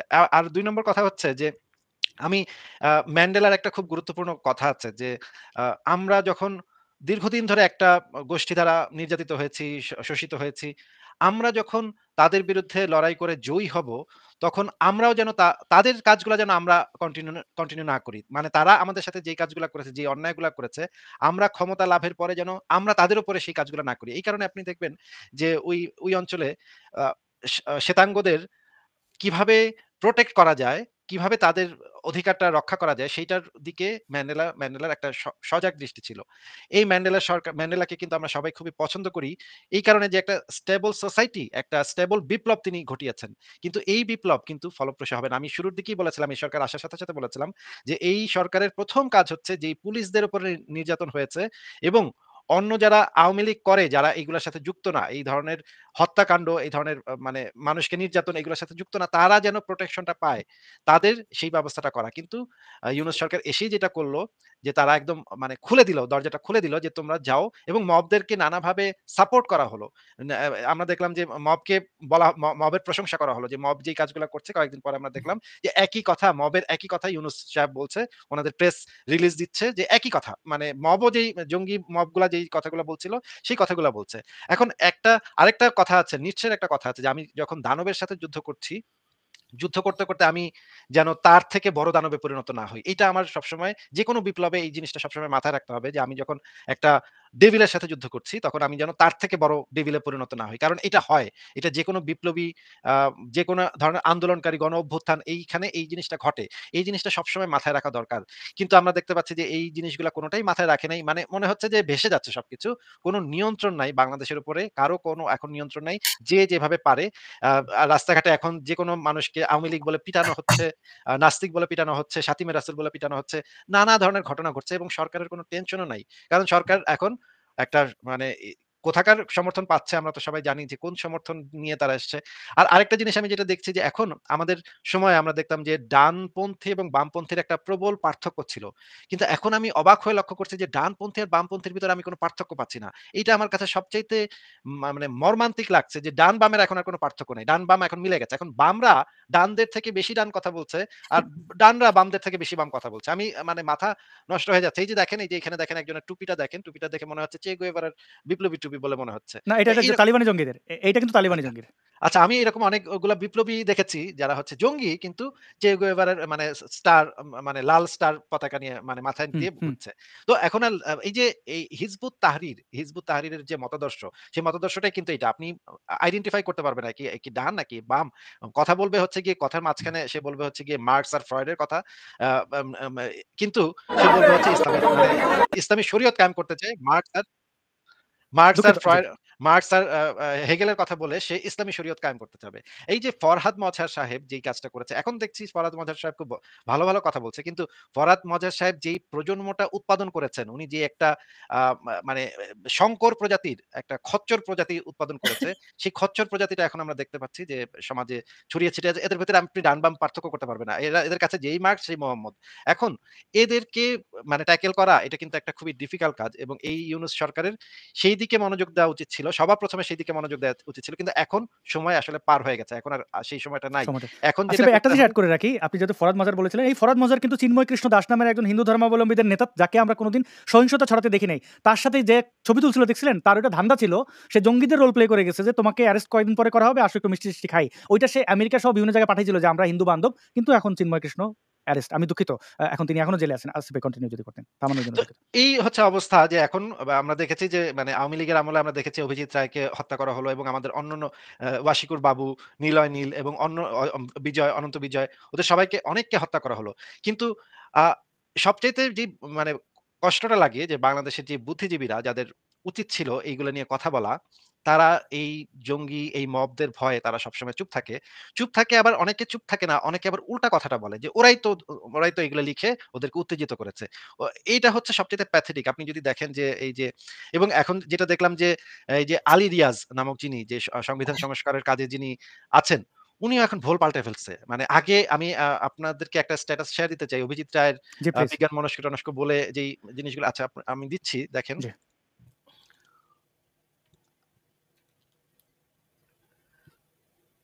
দেখেন এখানে আলী রিয়াজ সাহেবের যে মানে জি। স্ট্যাটাসটাতে বলা হচ্ছে মুক্তমনা বিজ্ঞান মনস্ক যুক্তিবাদী বা স্বাধীন চিন্তার মানুষ অভিজিৎ রায় আমি উপরের বাক্যে অতীতকাল ব্যবহার করতে অস্বীকার করছি মুক্তির বুদ্ধি ইত্যাদি। সমর্থন করছে যে এই যে এই হত্যা করা হলো এই যে ২৭শে ফেব্রুয়ারি দেখেন, ডেটটা দেখেন ২৭শে ফেব্রুয়ারি ২০১৫। এই যে আ এখন দেখা যাচ্ছে তারা রাষ্ট্রধর্ম ইসলাম করবে। হ্যাঁ? এখন দেখেন কিভাবে মানুষের চরিত্রগুলো পরিবর্তন হয়ে যায়, হ্যাঁ? কি কোথা থেকে সে কই লাফ দিল।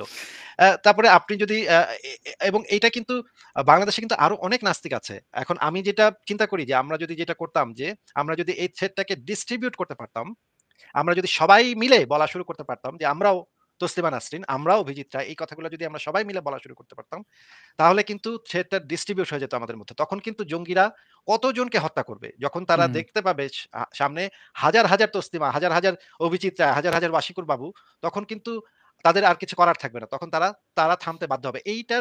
এই জঙ্গিবাদকে থামাবার আমি মনে করি এইটা একটা সবচাইতে ভালো পন্থা যে আমাদের সবার অভিজিৎ রায় হয়ে যেতে হবে, সবার তসলিমা নাসরিন হয়ে যেতে হবে।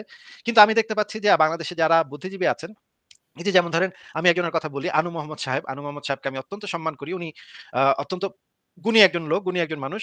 উনারও কিন্তু একটা বই আছে, হ্যাঁ? বইটা কিন্তু এই মানে আপনি যদি মানে ইলিয়াস এবং প্রশ্নের শক্তি, ওই বইটার প্রশ্নের শক্তি অংশটাতে আমার কাছে আছে বইটা, আমি আপনাদেরকে বের করে দেখাতে পারি। প্রশ্নের শক্তি অংশটা যদি পড়েন আপনি কিন্তু দেখতে পাবেন যে এটা পুরোপুরি আসলে নাস্তিকদেরই কথা আসলে। নাস্তিকের কথাই উনি লিখেছেন। এখন উনি কিন্তু দেশে আছেন। আমি চাই না উনার উপর আক্রমণ হোক। কিন্তু উনি কিন্তু করতে পারতেন। উনারা কিন্তু এটা বলতে পারতেন যে আমরা সবাই অভিজিৎ রায়। হ্যাঁ? আমরা সবাই এইটার সাথে আছি। সব্যসাচীর সাথে আমরা সবাই আছি। আমরা কোন ধরনের বাক স্বাধীনতা হরণ হোক এটা আমরা চাই না। এই কথাগুলা কিন্তু উনারা জোরালো কণ্ঠে বলছেন না। ওরা কিন্তু চুপায় চাপায় আনু মোহাম্মদ দেখেন রয়েশই বলছে শিক্ষকদের উপরে পুলিশি হামলা এবং বই মেলার স্টলে বই বিরোধীদের হামলার নিন্দা জানাই। বই বিরোধী তারা যে জঙ্গি মৌলবাদী সন্ত্রাসী এটা বলতে আনু মোহাম্মদ স্যার একটু ঝেড়ে কাশতে হবে স্যার।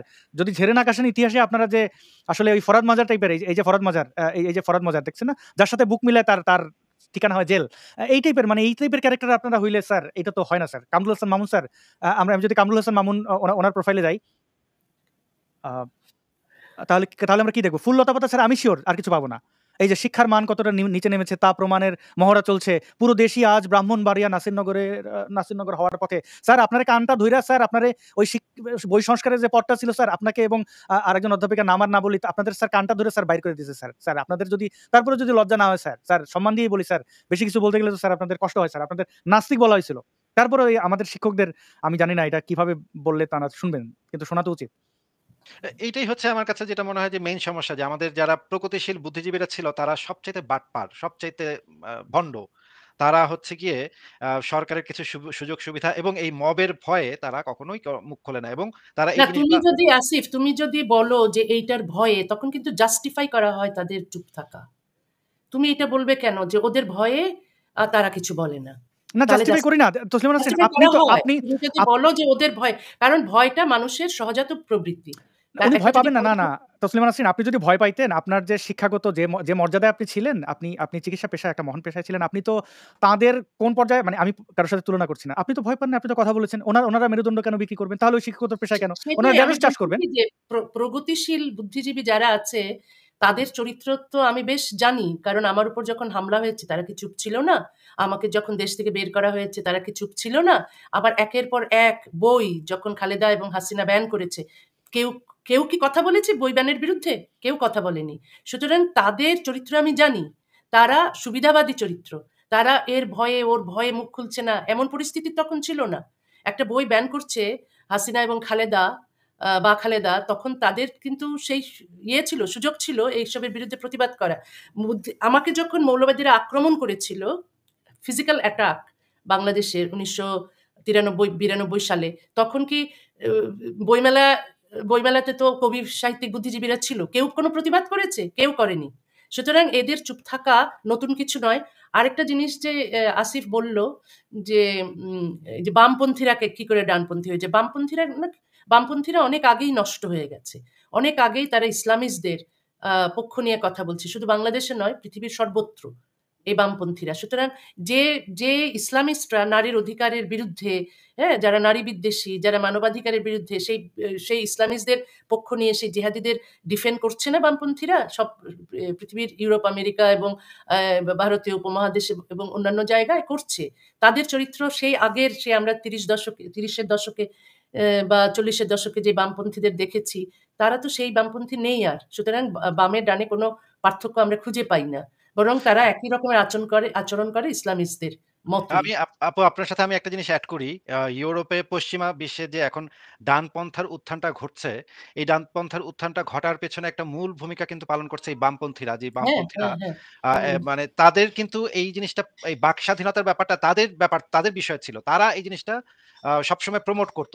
অতীতে একটা সময়ে তাদের একটা মূল স্তম্ভই ছিল যে তারা বাক স্বাধীনতাকে প্রোটেক্ট করবে। কিন্তু গত কতগুলা বছর ধরে দেখা যাচ্ছে যে তারা সবসময় ইসলামিস্টদেরকে কিছু নিয়ে কিছু হুম, বলা হলেই তারা এই কথাটা থামিয়ে দেওয়ার চেষ্টা করছে। এবং হ্যাঁ, তারা এর ডিফেন্ড করে। ফলশ্রুতিতে যে হুম, ইউরোপে পশ্চিমা বিশ্বে যেই মানুষ আছে, সাধারণ মানুষ আছে, সাধারণ মানুষের ভিতরে তারা যেই বামদেরকে তারা যেই দৃষ্টিতে দেখতো যে তারা বাক স্বাধীনতার প্রোটেক্ট করবে বাক স্বাধীনতাকে, তারা দেখতে পাচ্ছে বামরা সেই কাজটা করছে না। তখন দেখছে হুম, ডানরাই সেই কাজটা করছে।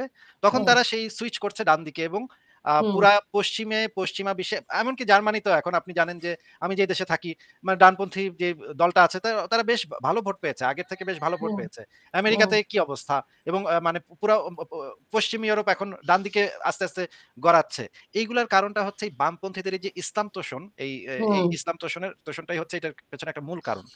দেখো আমাকে যে এই যে পশ্চিমবঙ্গ থেকে বের করে দিল, সে কিন্তু বামপন্থীরা, সিপিএম ক্ষমতায়, কমিউনিস্টরা।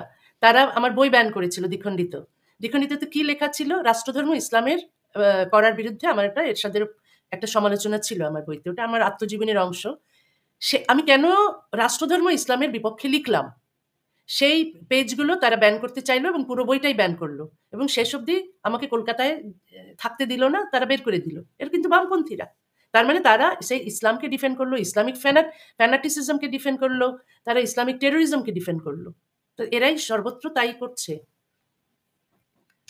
আসিফ ভাই, আপনার কাছ থেকে জানতে চাই যে এই সন্ত্রাসীদের দ্বারা যে ঘটনাগুলো ঘটছে, এই ঘটনার ফল হিসেবে তারা কি দেখবে? আপনি কয়েকজন আমাদের কাছে পরিচিত মুখ, শিক্ষক, তাদের উপরে অনেক আশা ছিল, ভরসা ছিল, তাদের কথা বলছিলেন। এক পক্ষ এখন খুব, আমি একটা স্ট্যাটাস সেটা নিয়ে দিয়েছিলাম প্রতিবাদ করে। সেখানে আওয়ামী মানে sympathizer রা আইসা বলতেছে, "আগে তো আওয়ামী লীগ ভালো ছিল, এটা স্বীকার করেন।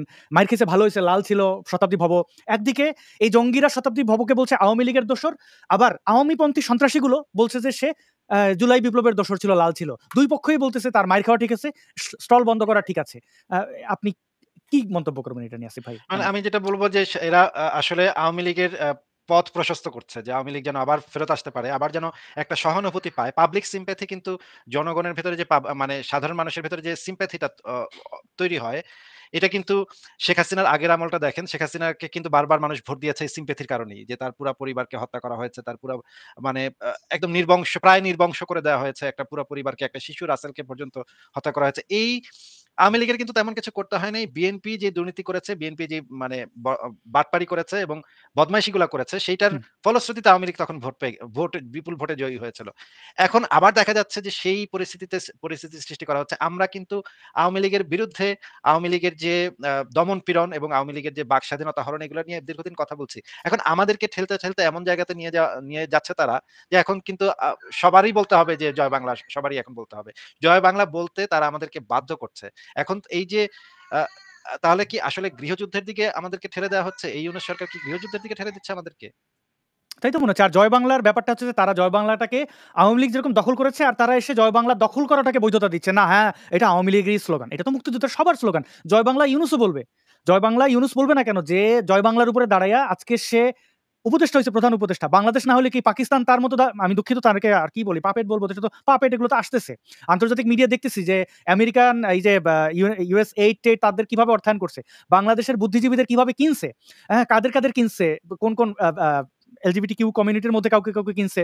তো এরা যে পশ্চিমের পাপেট, সেই পাপেটগিরি তো সে করতেই পারত না বাংলাদেশ না থাকলে। তার গ্রামীণ ব্যাংক হইতো নাকি? পাকিস্তান ব্যাংক নাম দিতে হইতো। তো এই ইউনূসরা তারা কেন জয় বাংলাটাকে আওয়ামী লীগের স্লোগান হিসেবে স্বীকৃতি দিচ্ছে? বা আমরা কেউ বলতে গেলে কেন বাধা দিচ্ছে আসিফ ভাই? আ আ তসলিমা আপা, আপনি কি কিছু বলবেন? আমি ১ মিনিটের মধ্যে আসছি। সরি। জি, তসলিমা আপা, এই একই প্রশ্ন আপনাকে করতে চাইছিলাম যে আজকে জয় বাংলা স্লোগান, জয় বাংলাটা তো আপনারও স্লোগান, আমারও স্লোগান, আমাদের মুক্তিযুদ্ধের স্লোগান, আমাদের অস্তিত্ব, আমাদের এই যে স্বীকৃতি দেশ হিসেবে বাংলাদেশ। সেই স্লোগানটাকে কেন ইউনূস গ্যাং এবং সন্ত্রাসীরা ওই আওয়ামী লীগের বলছে? আসলে ওই যে আওয়ামী লীগ স্পেশালি শেখ হাসিনা তো এইরকম ভাবে হুম, দেখিয়েছে যে জয় বাংলা তাদের স্লোগান, মানে আওয়ামী হুম, লীগের স্লোগান। সেই জন্য ওইটাকে এটার পেছনে আওয়ামী লীগের দোষটাও আছে, কারণ আওয়ামী লীগের আসলে জয় বাংলা যে সবার, সেটা কিন্তু প্রচার করতে হুম, পারেনি, মুক্তিযুদ্ধের ইতিহাসটা মানুষের ভেতরে দিতে পারেনি। এই যে শিশু কিশোর, তারা যে এই যে আজকে যারা জঙ্গি, জিহাদি এবং এই যে জেনজি যাদেরকে বলি, জেনারেশন হুম, জি, এরা তো শেখ হাসিনার আমলেই বড় হয়েছে। এরা বয়স কত? 17, 18, 19, 20। এরা তো জন্মেই শেখ হাসিনার শাসনামল হুম। দেখেছে। তাহলে এরা জয় বাংলা বলতে শেখেনি কেন? এরা মুক্তিযুদ্ধের ইতিহাস জানে না কেন? তার মুক্তিযুদ্ধের প্রতি তাদের শ্রদ্ধা নেই কেন? এই দায়টা কিন্তু হাসিনার। হাসিনা এটা শেখাতে পারেনি। হাসিনা এটাতে মন দেয়নি। কারণ হাসিনা এমনভাবে দেখিয়েছে, এমনভাবে প্রচার করেছে যে মুক্তিযুদ্ধের ইতিহাসটা আওয়ামী লীগের। জয় বাংলা স্লোগানটা আওয়ামী লীগের। সুতরাং যেমন করে ওটাকে কুক্ষিগত করেছে, এই সবার ব্যাপারটা, মুক্তিযুদ্ধ যে সবার যুদ্ধ ছিল, এইটা যেহেতু তারা সেইভাবে মানুষের ভেতরে ছড়িয়ে দিতে পারেনি, জয় বাংলা স্লোগানটাকেও মানুষের ভিতরে ছড়িয়ে দিতে পারেনি, এখন ইউনূস সরকার সেটাকে ইউজ করছে। এখন তারা বলছে হ্যাঁ, জয় বাংলা স্লোগানটা আওয়ামী লীগের, সুতরাং এটা জাতীয় কোনো স্লোগান নয়। সুতরাং এখন এই মব কালচার যেটা গড়ে উঠেছে ইউনূসের আমলে, তারাও সেই একই ব্যাপার, মানে জয় বাংলা যেই বলবে তাকে মেরে ফেলবে। আওয়ামী লীগের পক্ষে যে ছিল, যে সমর্থক ছিল, যে সদস্য ছিল, সবাইকে মেরে ফেলবে। এটার এক ধরনের লাইসেন্স পেয়ে গেছে এবং এগুলোকে বাধা দেওয়া ইউনূস সাহেবের অবশ্যই এটা খুবই জরুরি। না হলে আসিফ যেটা বলেছে যে আওয়ামী লীগের হাতেই দেশ দিয়ে দেবে, আমার সেটা মনে হয় না। আমার সেটা মনে হয় না যে আওয়ামী লীগ আবার সেই জনপ্রিয়তা পেয়ে যাবে এই মব ভায়োলেন্সের কারণে। কারণ আওয়ামী লীগের শাসনামলে যারা খুব ভিকটিম হয়েছে, ওরা ওরা খুব নিগৃহীত হয়েছে যারা, তারা তারা আওয়ামী লীগকে সহজে আনবে না। তবে যেটা জরুরি এইভাবে মব ভায়োলেন্সের শিকার মানুষ যেভাবে হচ্ছে সেগুলো বন্ধ হওয়া দরকার এবং নির্বাচন খুব শীঘ্রই দেওয়া দরকার। নির্বাচনে যেই আসুক, সুষ্ঠু নির্বাচন হওয়া জরুরি এবং যেই আসুক। তসলিমা নাসরিন, হুম, আপনাকে তো এখন আরো বকাঝকা করার লোক বেড়ে যাবে। এতক্ষণ তো এই যে পালিয়ে যাওয়া আবার প্রধানমন্ত্রীর যারা সমর্থকরা, তারা তো বিশ্বাসই করতে পারে না যে তাদের আপাকা মা পালিয়ে যেতে পারে। তারা এখনো বিশ্বাস করে বাংলাদেশের প্রধানমন্ত্রী শেখ হাসিনা এবং বলে কিন্তু মাননীয় প্রধানমন্ত্রী। তারা একটু আসিফ ভাইয়ের কথা একটু আশা টাশা পেয়েছিল, এই বুঝি কালকে তাহলে চলে আসবে। হয়তো এখানে কমেন্ট অনেকে হয়তো করছিল যে ভাই কালকে কি চলে আসবে, আপনি তো দিলেন। আসিফ ভাই, না, আওয়ামী লীগের বিশেষ করে শেখ হাসিনার সমালোচনা, তার যে মোল্লা তোষণ এবং এইভাবে দেশকে সর্বনাশের দিকে নিয়ে যাওয়া, অন্ধকারের দিকে ছুঁড়ে ফেলা, এটা তো বিরাট ভূমিকা ছিল শেখ হাসিনার। সেটা তো আমি এই 15 বছর বলে কওমি আসছি, জননী তাই না? হয়েছিলেন উনি। তাতে লাভ কিছু এখন নেই। ওনার হ্যাঁ, কওমি জননী। সন্তানেরা এখন মানে বড় তার হয়েছে। বাবার বাড়ি ভেঙে বা ৩২ ভেঙে ওখানে তাহাজ্জুদ পড়তেছে, তারা এখানে নামাজ পড়তেছে। এবং ভাই ওই নৃত্যগুলো দেখছিলেন? আমি জানি না এই অশ্লীল নৃত্যগুলো এখানে দেখানো যায় কিনা। তারা বলছে যে আম মানে এমন কিছু উদাহরণ দিচ্ছে, স্বামী-স্ত্রীর মধ্যে কি করলে কি তার চেয়ে বেশি সুখ হচ্ছে ৩২ ভাঙা। হ্যাঁ, হ্যাঁ, অর্গাজম। অর্গাজমের সুখ পাচ্ছে তারা। এই মানে নিশ্চয়ই শেখ হাসিনা দেখছেন তার সন্তানেরা। মানে আসলে ডোপামিন হ্যাঁ, সিক্রেট হচ্ছে। এত সুখ যে ডোপামিন সিক্রেট হচ্ছে, তাই তারা আনন্দ পাচ্ছে, একটা ভীষণ রকমের আনন্দ মানে পাচ্ছে। আসিফ ভাই, আমি শেখ যদি হাসিনার আমি শেখ যদি হাসিনার এদের এগুলো কাছে প্রাপ্য ছিল। শেখ হাসিনার এই জিনিসগুলো একদম প্রাপ্য ছিল। মানে আমি তো যেটা হ্যাঁ, মনে করি যে গেম অফ থ্রোনস এ একটা সিন আছে যে রানী তাকে রাস্তায় টেনে হিঁচড়ে নিয়ে যাওয়া হয়। সে যাদেরকে পেলে পুষে বড় করেছিল তারাই তাকে রাস্তায় টেনে হিঁচড়ে নিয়ে যায়। আমি তো হ্যাঁ, তখন হ্যাঁ, কল্পনা করছিলাম যে শেখ হাসিনারও এই একই অবস্থা হবে। কিন্তু সেটা থেকে সে পালায় হুম। গেছে, কিন্তু সে কিন্তু তার এগুলো প্রাপ্য ছিল। কিন্তু আমরা কিন্তু এটা আশা করি নাই যে একবারও অনুতপ্ত হয়নি কিন্তু। শেখ হাসিনা একবারও শেখ বলেনি হাসিনার কথার যে ভেতরে কোনো আমি পার্থক্য ভুল নাই। করেছি এদেরকে। হ্যাঁ, একই রকম। একই সেই একই পুরনো রকমের কাসুন্দি অহংকার। এখনো পেরে যাচ্ছে। পুরনো কাসুন্দি আমার হুম। স্বজনদেরকে মেরে ফেলা হয়েছে। আমি এটা আমি করেছি, এটা আমি করেছি, সেটা সেটা করেছি। করেছি। আমার হুম, স্বজনকে মেরে ফেলা হয়েছে। আমি এটা করেছি, আমার স্বজনকে মেরে ফেলা হ্যাঁ, হয়েছে। এখন একই কাসুন্দি আর কত মানুষ আর কত এই একই কাসুন্দিকে হ্যাঁ। করে চিন্তা যাবে। করেন আসিফ ভাই, না, আমার বঙ্গবন্ধুর মনে হয় না যে উনি শেখ মুজিবকে, উনার ধারণ পিতাকে করে না, উনি সত্যিই করে না, শ্রদ্ধা ধারণও করতেন। করে না। যদি শ্রদ্ধা করতেন তাহলে ধর্মনিরপেক্ষতাকে আনতেন, রাষ্ট্রধর্ম ইসলামকে অ্যা সরিয়ে দিতেন। কিন্তু সেটা তো করেননি। ৭২ এর সংবিধান তো তিনি ফেরত আনেননি। মানে তাহলে শেখ কিসের শেখ শ্রদ্ধা? মুজিবুর রহমান, মানে আমরা তার মানে খুব সবার পরিচিত ভাষণগুলোর কথা বাদ দেই, ৭ই মার্চের ভাষণ বাদ দেই। তিনি আন্তর্জাতিক মানে বিভিন্ন মিডিয়াকে যখন ইন্টারভিউ দিছেন, তার কথা বলার বাচনভঙ্গি, মানে মানুষ উজ্জীবিত হবে না হুম, কেন? শেখ হাসিনা এখনো কেন, মানে উনি ইউটিউবটারে বিটিভি মনে করেন। উনি মনে করেন এটা তার পান খাওয়ার আসর। সামনে সবাই বসে, বসে পান বাড়ে দেবে, আপা খান। তিনি খাবেন আর খালেদা জিয়ারে একটু বকে দেবেন। ইউনূসকে টুপ করে এই একই চর্বিত চর্বণ। এবং শেখ হাসিনা তার যে অনুসারীগুলোকে রেখে গেছে, দেখেন আমি ভুলে যেতে চাই আসিফ ভাই, যেহেতু তারা ক্ষমতায় নাই, তারা এখন দুর্বল। তাদের অনুসারীরা এসে যখন শতাব্দী ভবকে পিটানোটাকে, মারাকে, স্টল বন্ধ করাকে উল্লাস করছে। সেই শেখ হাসিনা ক্ষমতায় আসলে কি এই সন্ত্রাসীরা, এই যে আসিফ ভাই আপনার তো সিপি গ্যাংয়ের সেই সন্ত্রাসীদের দেখা, অমি পিয়াল যে চটি পিয়াল, সে তো বহু আগের, আমরা কিন্তু ভুলে গেছিলাম। যখন আবার দেখি তার মেয়ের চেয়েও ছোট একটা বয়স, প্রেস সচিবের মেয়ের মিয়া খলিফার, মানে তাদের রুচিটা দেখেন আসিফ ভাই। আপনার সেই স্ট্যাটাসটা পড়ছিলাম আর আমি আমি আমি ওই স্ট্যাটাসটা যে তার মেয়ের জন্য আপনি শুভকামনা করছিলেন, আমি ওই সেই ২০১৪ সালের স্ট্যাটাস পড়ে আমি ভাবতেছিলাম আসিফ ভাই এটা লিখছিলেন, তখন আমি এটা পড়ছিলাম, মনে আছে, ভুলে গেছিলাম। আমরা অমি পিয়ালদের ভুলে যেতে চাই, সেই সন্ত্রাসীদের লাইভে যায় শেখ হাসিনা। মানে তার লজ্জা শরম কিছু নাই। তার অনুসারীদের উদ্দেশ্যে আসলে কয়েকটা কথা, যে আসলে ওবায়দুল কাদের আসলে মাসুদের ভালো করতে পারে না। আর আপার অন্ধ ভক্তদের আসলে মাসুদ কেন? আল্লাহ যদি থাকে সে নাইমা আসলেও পারবে না এদের ভালো করতে। কারণ এরা তাদের ভালোটাই বোঝে না। আসিফ ভাই আপনার কাছে জানতে চাই, এই যে জঙ্গি গোষ্ঠীদের যে তৎপরতা, অপতৎপরতা যাই বলেন না কেন, তাদের যে এই মব কালচার, এই মব কালচারের ভিকটিম তারা এখন অলরেডি খামোখা উজিরে খামোখা বলা শুরু করছে। আরো অন্যান্য যারা চোখ রাঙায় মানুষকে হুমকি দেয়, তাদের চোখ দেখলে তো মনে করেন আমারই ভয় লাগে। তাদের খুব ফ্যান কিছু লোকজন ছিলেন সাংবাদিক, তাদেরকে পাঠাইলাম, পাঠিয়ে বললাম যে এটা কেমন লাগে, যুবলীগ, বলে ছাত্রলীগ, ফ্রান্স থেকে জাহাঙ্গীর, উস্কানি দেয়। কি আর কে যেন আছে, মুজাম্মেল। দেখেন তাদের এখানে যে মব মানে মব মারানি যে বলবে যে মব জাস্টিস,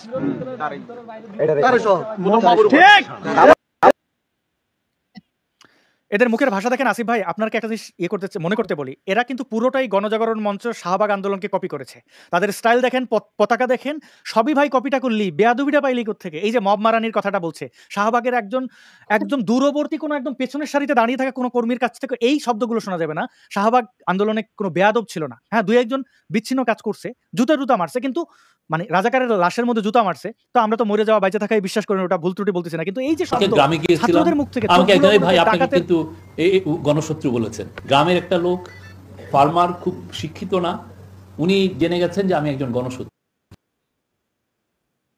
আচ্ছা, সবাই জানে, ওনারা জানতে চান না, ওনারা মানতে চান না। এই জানার মানার জন্য যদি ওনাদের একটু বুদ্ধি পরামর্শ দিতেন আসিফ ভাই।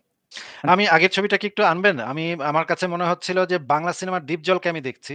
বাংলা সিনেমার ডিপজল যেভাবে ডায়ালগ দিত, ওই যে ফেসবুকে রিলস আসে মাঝে মাঝে ডিপজলের রিলস, এই যে ওই ছেলেটাকে দেখে তো মনে হচ্ছে যে ডিপজলকে কপি, একদম ডিপজল। দেখেন, আপনি দেখেন চোখ, জি, মানে বাংলা চোখ দেখেন, মনে হচ্ছে ফেন্সিডিল খেয়ে দাঁড়ায় আছে। দেখেন বাংলা সিনেমার যে ইয়াগুলা ছিল, মানে অত্যন্ত নিকৃষ্ট মানের ভিলেন গুলা ছিল, মানে তারা চলে এসছে, রাস্তাঘাটে চলে এসছে। আসিফ ভাই, আপনি তো জেলে ছিলেন, আপনি দেখছেন না, জেলে থাকলে নতুন কেউ আসলে আমদানিতে বা নতুন আসলেই তাকে আলাদাভাবে সবাই দেখতো, মানে সে যে নতুন এটা আর বলে দিত হইতো না, মানুষের মাথামাতি দেখলে বোঝা যেত।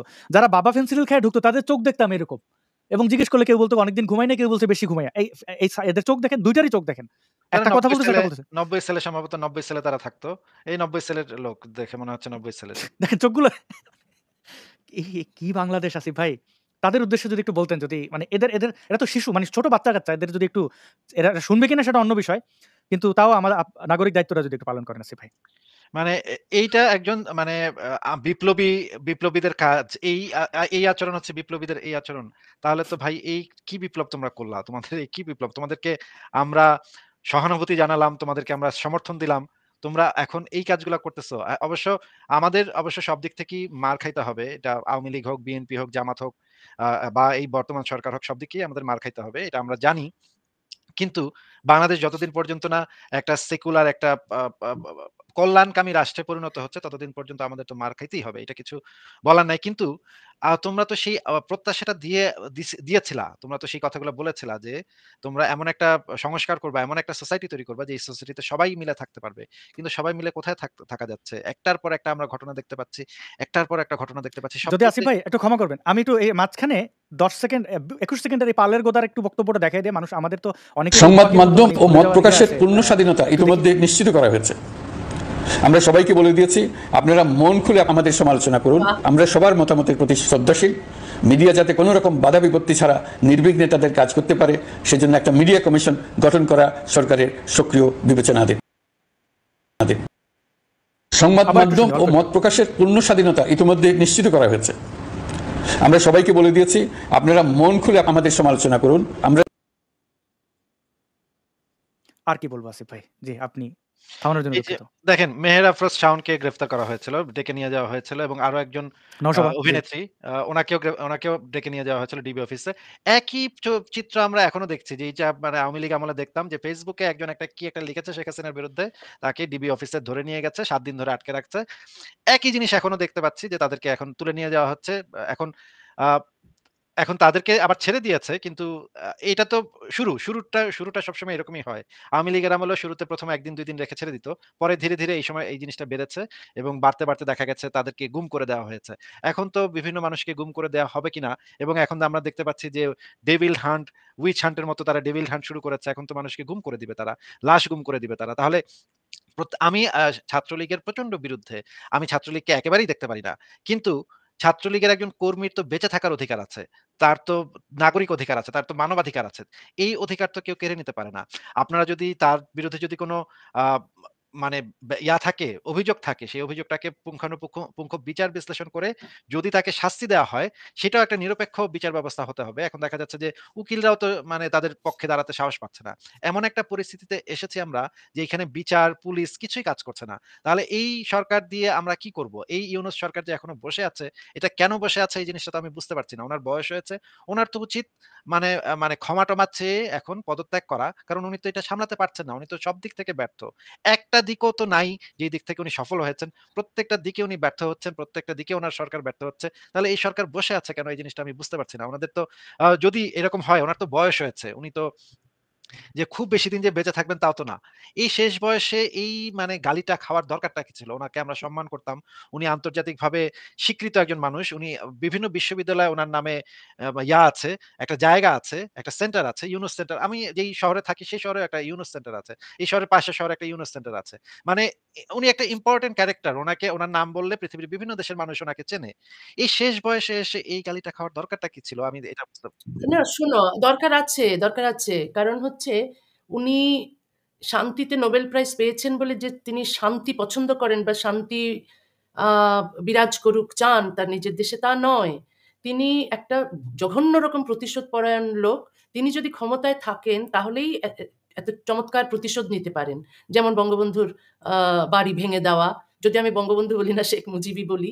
আ তো তারপর হাসিনার উপর যে প্রতিশোধ তিনি নিতে পারছেন ক্ষমতায় থেকে, সেটা তো ক্ষমতায় না থাকলে পারতেন না। প্রতিশোধ পরায়ণ লোক কিন্তু ভাবে না আমার বয়স হয়ে গেছে, আমার সম্মান আছে, আমার সম্মান নষ্ট হচ্ছে, তা নয়। হাসিনা যেমন স্তাবক পুষতেন, এই স্তাবকেরা সারাক্ষণ হাসিনার প্রশংসা করত, এইরকম ইউনূসেরও স্তাবক আছে। তারা সারাক্ষণই ইউনূসের প্রশংসা করছে। এবং এই যে আওয়ামী লীগদের এক্কেবারে ধ্বংস করে দেওয়া, কোনো ছাত্রলীগ বলতে কিছু থাকবে না, আওয়ামী লীগ পার্টি বলে কিছু থাকবে না, এই যে করছে, এগুলো তো জাস্ট প্রতিশোধ নিচ্ছে হাসিনার ওপর। হাসিনা যে ইউনূসকে অবজ্ঞা করেছে, উপেক্ষা করেছে, সেটার প্রতিশোধ। এবং বয়স হয়ে গেলে যে প্রতিশোধ পরায়ণতা চলে যায়, সব মানুষ যে উদার হয়ে যায়, তা তো নয়। তারা সাংঘাতিক রকমের হিংস্র আচরণ করতে পারে যতই বয়স হোক। হ্যাঁ, তারা একটুও ভাবে না যে আমার সুনাম নষ্ট হচ্ছে কি না নষ্ট হচ্ছে না। ওই স্তাবক বেষ্টিত থাকলে তারা তারা সবসময় বলছে ইউনূসকে যা করছে ইউনূস ভালো করছে, আর তার প্রতিশোধ নেওয়া হয়ে গেল। অনেক ধন্যবাদ। আমরা এই এখন যাদেরকে দেখতে পাই বিপ্লবী হিসাবে, মানে খুব তারা মানুষকে হুমকি-ধমকি দিয়ে বেড়াচ্ছে। আসিফ ভাই, আপনার কাছে জানতে চাই, তার আগে একটা ভিডিও দেখাই। এই যে ছেলেটাকে দেখলেন, ওকে হলে ছাত্রলীগ কিভাবে শাসায় দেখেন। মানে ছাত্রলীগকে সে কতটা ইয়ে করতো আর কি, জিহুজুর করতো দেখেন। এটা গত বছরের ভিডিও। যদি কারো কোনো সমস্যা হয় তাহলে তো বাকি যদি বাসার মানুষ ওয়াকাম নিয়ে আসবে, আমার ল্যাপটপ আছে, হলে বসে করবা। একটু যদি ক্যাম্পাসে যাবো ভাই, এত বসে না ভাই, না ভাই কাজ বসে নাই ভাই, কিসের কাজ বসে নাই? যখন বসেছিল তখন কাজ করে না, এই ধরনের একেবারে মনে করছে কাজ নেই, বসে নাই। ঠিক আছে, এই যে তোমাদের হলো 20 তারিখে পরীক্ষা, আজকে 18 তারিখ। প্রশ্ন কালকেও করবো না, প্রশ্ন 20 তারিখে যেই করবা না, এইটুকু হয় না, 2 দিন আগে প্রশ্ন হয়ে যাবে, 2 দিন আগে প্রশ্ন হয়ে যায়। কি আর বলবো, এত বকা ঠিক হয় না ভাই আপনার। তারা সম্ভবত প্রশ্ন ফার্স্ট আসলে কিছু একটা বলছিল, মানে কিছু একটা বুঝেনি তো, ছাত্রলীগ করলে যেটা হয় আর কি। এই ছাত্রলীগের ট্রেনিং প্রাপ্ত এরা এসে এখন আবার শেখ হাসিনা 32 নম্বর, একই লোক, কিন্তু আগে ছিল চরম মাত্রার দালাল, বাবা মুজিব ছাড়া আর কোনো কথা নাই। আবার এখন হয়েছে যে মুজিব সবচেয়ে খারাপ। আসিফ ভাই, এদের মতো করে যদি মানুষ জবাব দেয়, যে কথাটা আমি বলতে চাই, যেমন আপনারা দুইজনই বই লিখেছেন একাধিক, এবং আপনারা বইয়ের মর্যাদা বলছেন, যদিও এই মোল্লা মুন্সিরা তারা এসে বই পড়াতে চায় বা বই ভাঙতে চায়, বই নিষিদ্ধ করা। সালমান মমিকাকে হত্যা করা হয়েছে কারণ সে বই পড়াইছে, আবার মুসলমানরাই বলছে কোরআন পড়ে না। তো সেই কোরআন পড়ে না আবার পড়ানো, দুইটাই ঘটে, তারা দুইটাতেই রিয়াক্ট করে। এই বইমেলায় বই বন্ধ করার কারণে যে তাণ্ডবটা চালাইছে, এখন যদি কোরআন পড়ানো শুরু করে বাংলাদেশে অনেকেই, তাহলে এটা থামাবে কে? তখন তো তারা বলবে যে হ্যাঁ, কান্নাকাটি শুরু করবে। অলরেডি আনন্দবাজার কেন নিউজ প্রকাশ করেছে, তাই তারা কান্নাকাটি শুরু করে দিয়েছে। এই দ্বিচারীদের নিয়ে একটু যদি বলতেন। এটা তো মানে আরো মর্মান্তিক একটা ব্যাপার যে যাকে মানে কোরআন পড়ানোর অভিযোগে যাকে বাসায় ঢুকে গুলি করে মেরে ফেলা হইলো, এটা তো আরো মর্মান্তিক ব্যাপার। একজন মানুষ যদি কোরআন পড়ায়ও একটা বই, এটা তো তার নিজের পয়সায় কেনা, সেটা যদি সে পড়াতে চায় তাহলে তো সে পড়াতে পারে, এটা তো তার অধিকার আছে।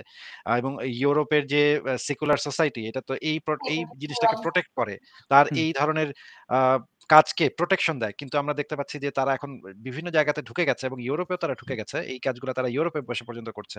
এখন বাংলাদেশের এই যেই ছেলেদের ছবি আপনি দেখালেন, যেই সমন্বয়ক না কি এরা আমি দেখতে পাচ্ছি যে আগে তারা আওয়ামী লীগের ছাত্রলীগের পিটানি খেয়েছে, এখন তারা বুঝতে পেরেছে যে এখন দেখেন মাদ্রাসাতে যে ছাত্ররা আসলে ছোটবেলা থেকে তাদেরকে মাদ্রাসাতে পাঠায় দেওয়া হয়, তাদেরকে তো মারধর করা হয়, প্রচন্ড মারধর করা হয়, রেপ করা হয়। এই হুম। জিনিসগুলো আমরা সবাই জানি। এবং এরাই কিন্তু পরবর্তীতে সেই মাদ্রাসার শিক্ষক হয়। মাদ্রাসার শিক্ষক হয়ে শেষে তারা আবার আরেক বাচ্চাদেরকে ডেকে এনে, বাচ্চাদেরকে ধরে এনে সেই বাচ্চাদের সাথে একই কাজ তারা করে, যে কাজ তাদের উপরে হয়েছিল। এই ছেলেদের ক্ষেত্রেও দেখা যাচ্ছে একই ঘটনা। আগে তারা ছাত্রলীগের চড়-থাপ্পড় খেত বিভিন্ন জায়গাতে। এখন তারা যে কাজটা করছে, এখন তারা ভেবেছে ক্ষমতা পেয়ে গেছে। এখন আমি তাদের উপরে সেই প্রতিশোধটা তুলব। এই যে পারস্পরিক যে প্রতিশোধ নেয়ার মানে মানে মানসিকতাটা, এটা কিন্তু মাইর খেতে, খেতে মানে আসলে বাঙালি জাতিগোষ্ঠীরই এই রকমের একটা অবস্থায় তারা পৌঁছে গেছে যে, তারা ওই ছোটবেলা থেকে যে মাইর খেয়ে, খেয়ে যে বড় হইছে, চড়-থাপ্পড় খেয়ে, খেয়ে যে বড় হইছে, তাদের যে আত্মসম্মানটা নষ্ট হয়ে গেছে, তাদের যে সেলফ ডিগনিটি নষ্ট হয়ে গেছে। এই জিনিসটা কারণে তারা এখন একই কাজ অন্যদের সাথে করতে চায়। তারা এখন বুঝতে পারে যে আমার যখন ক্ষমতাটা হবে, তখন আমি যখন পাওয়ারফুল, তখন আমি আরেকজনের উপরে আক্রমণ করতে পারি। যেমন ইচ্ছা তাকে মারতে পারি, পেটাতে পারি। এই জিনিসটা তারা শিখে, শিখে বড় হয়েছে। এখন এইখান থেকে উত্তরণের জন্য তো আসলে অনেক কাজ করতে হবে, অনেক কিছু করতে হবে। এবং ইউনূস সরকার কে তো আমি দেখতে পাচ্ছি না যে এরকম কিছু তারা পরিকল্পনা করছে। অনেক ধন্যবাদ আসিফ মহিউদ্দিন ভাই। তসলিমা নাসরিন, আপনার কাছ থেকে শেষ বক্তব্য, আমরা একদম লাইভের শেষের দিকে। আপনার কাছ থেকে শেষ বক্তব্যটুকু শুনতে চাই। এই বিষয়টা যদি একটু টাচ করেন যে, প্রকাশক লেখকদের অবস্থা বর্তমানে তো আমরা দেখতেই পাইলাম। এটা একটা ঘটনা, একটা উদাহরণ, জলজ্যান্ত দৃষ্টান্ত। আপনার কি পরামর্শ থাকবে তাদের নিরাপত্তার জন্য? কম্প্রোমাইজ করা, মেরুদণ্ড আরেকটু নেওয়া হয়, একটু বয়স হয়ে ১ম এ এই জুলাইয়ের স্লোগান আমরা যেখানে দেখলাম, এখানে জুলাইয়ের স্লোগান আ আবু সাঈদ মুগ্ধ, শেষ হয়নি যুদ্ধ বলিয়া তারপরে আমার দাবিটা চাই। আপনি কি বইয়ের উপরে আবু সাঈদ মুগ্ধ, আমি তোমাদের ভক্ত, তারপরে বইয়ের লেখা শুরু করা, এরকম মানে ওইগুলোর তো দরকার নেই। সে যে মানুষ, একজন লেখক এবং প্রকাশক বা যেকোনো মানুষেরই যা মত, যেকোনো মতেই তারা বিশ্বাস করতে পারে। এবং একটা দেশে বিভিন্ন রকমের মতের মানুষ থাকবে, বিভিন্ন রকমের দর্শনের মানুষ থাকবে, বিভিন্ন রকমের রাজনৈতিক আদর্শে বিশ্বাস করা মানুষ থাকবে। কিন্তু সেটা তো থাকতে দিচ্ছে না। সেই আওয়ামী লীগও চাইতো সবাই আওয়ামী লীগের পক্ষে থাকুক। ইউনূস সরকার চাইছে সবাই সেই জুলাই বিপ্লবের পক্ষে থাকুক এবং এই মব ভায়োলেন্স এর পক্ষে থাকুক। সেটা তো হয় না। এখন বইমেলায়, জানো, তোমরা তো হয়তো দেখেছো, আমি কিন্তু যতদিন বইমেলায় গেছি, সে ৮০ দশকে মূলত এবং ৯০ দশকের শুরুতে, আমি কখনো এই মোল্লা মুন্সিদের কখনো বইমেলায় আসতে দেখিনি, অমর একুশে বইমেলায় আসতে দেখিনি। এখন দেখছি তারা এইসব মানে বেশ ঘুরে বেড়াচ্ছে, বোরখাওয়ালিদেরও দেখতে পাচ্ছি। সেগুলো আমার অভ্যেস নেই, মানে আমি দেখিনি।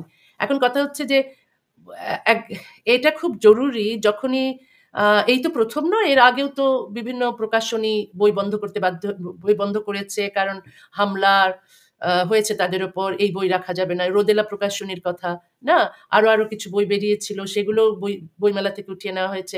আমারগুলো তো ঘটেছে অনেক আগে, সে ৯০ এর দশকের শুরুতে।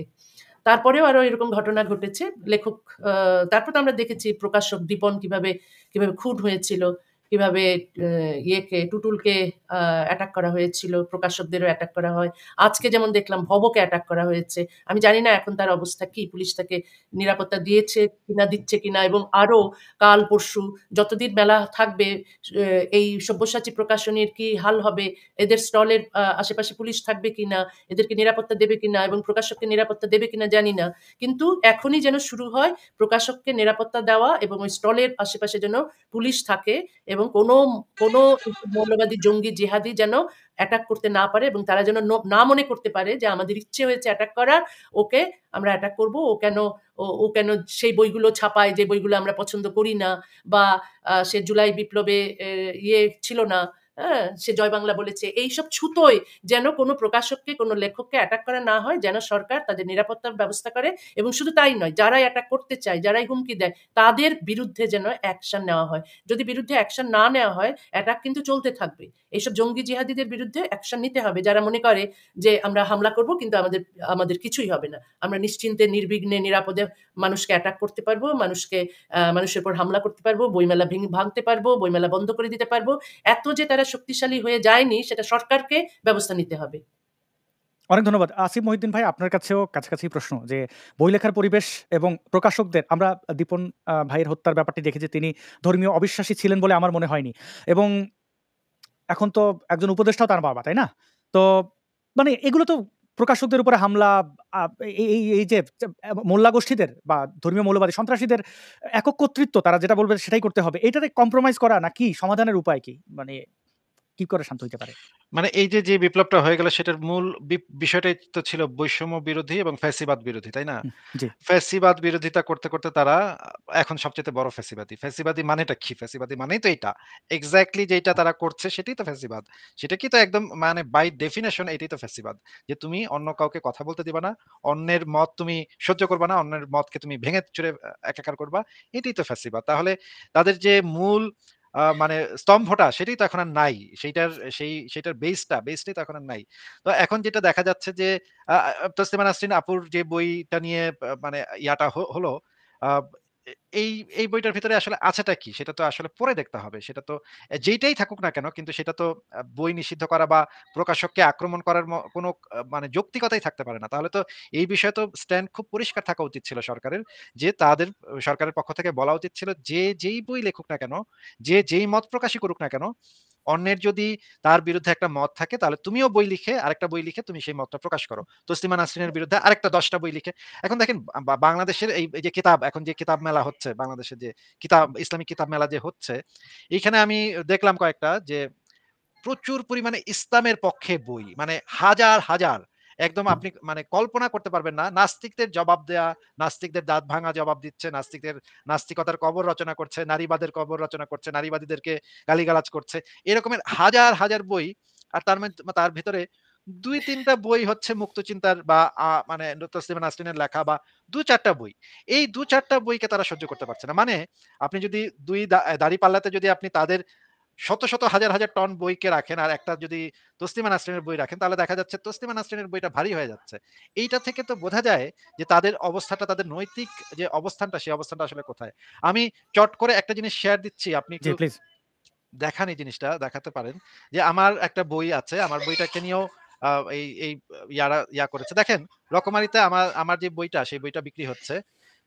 প্রচ্ছদে দেখেন আমার নামটা দেয়া আছে কিন্তু লেখকের এখানে দেখেন বাই নাডা টপিচ পেরাটোভিচ, এটা ঠিক আছে।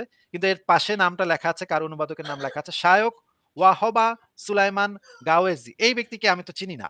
আ মানে আপনারা চিন্তা করতে পারেন যে কি একটা অবস্থা, কি একটা উদ্ভট একটা দেশ। এখন তো আর আ মানে মানে কমেডি শো গুলা যে হয় টিভিতে, সেই কমেডি শো গুলা দেখার আর প্রয়োজন নেই। আপনি যদি Facebook এ ঢুকে বাংলাদেশে কোথায় কি লাইভ হচ্ছে সেগুলা দেখেন বা বাংলাদেশে কোথায় কি ঘটনা ঘটছে সেগুলো যদি আপনি রিলস বা YouTube এ দেখেন, তাইলেই আপনার কমেডি শো হয়ে যায়। বাংলাদেশ একটা কমেডি রাষ্ট্রে পরিণত হয়েছে। এখন আর সেই বাংলাদেশ বলতে আসলে আর কিছুর অস্তিত্ব আমরা এখন খুঁজে পাচ্ছি না। আমি এটাই বলতে চাই যে এই জিনিসটা ফিরিয়ে আনা যাবে।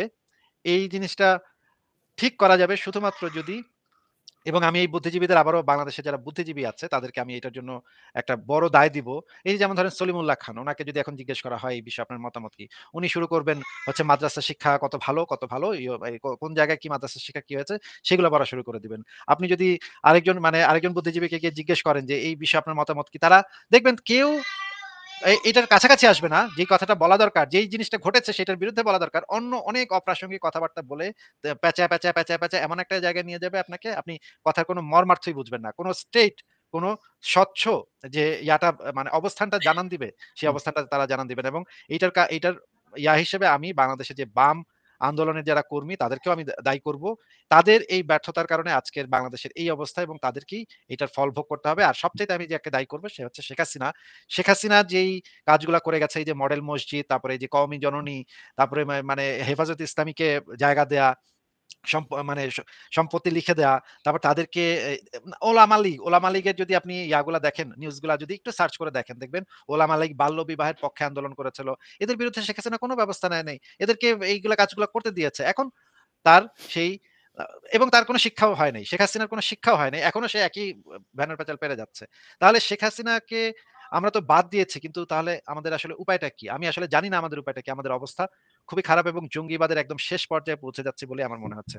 অনেক ধন্যবাদ আসিফ ভাই। অনেক ধন্যবাদ আসিফ মহিউদ্দিন ভাই, অনেক ধন্যবাদ তসলিমা নাসরিন। আমরা শেষ একটা ভিডিও দেখে মানে দর্শকদের কাছ থেকে আমরা বিদায় নিয়ে নিচ্ছি।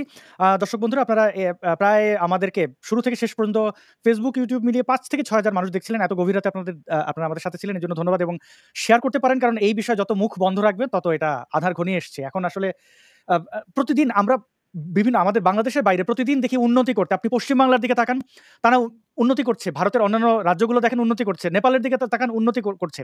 আসিফ ভাই আপনি নেপালে গেছিলেন, আপনি বেড়াতে গেছিলেন, সেখানে কানিজাপাও ছিলেন। আপনি যে নেপালকে দেখে এসেছেন এখন যান দেখবেন আরো সুন্দর হয়েছে। একমাত্র বাংলাদেশ দেখি যারা কিনা বিপদে।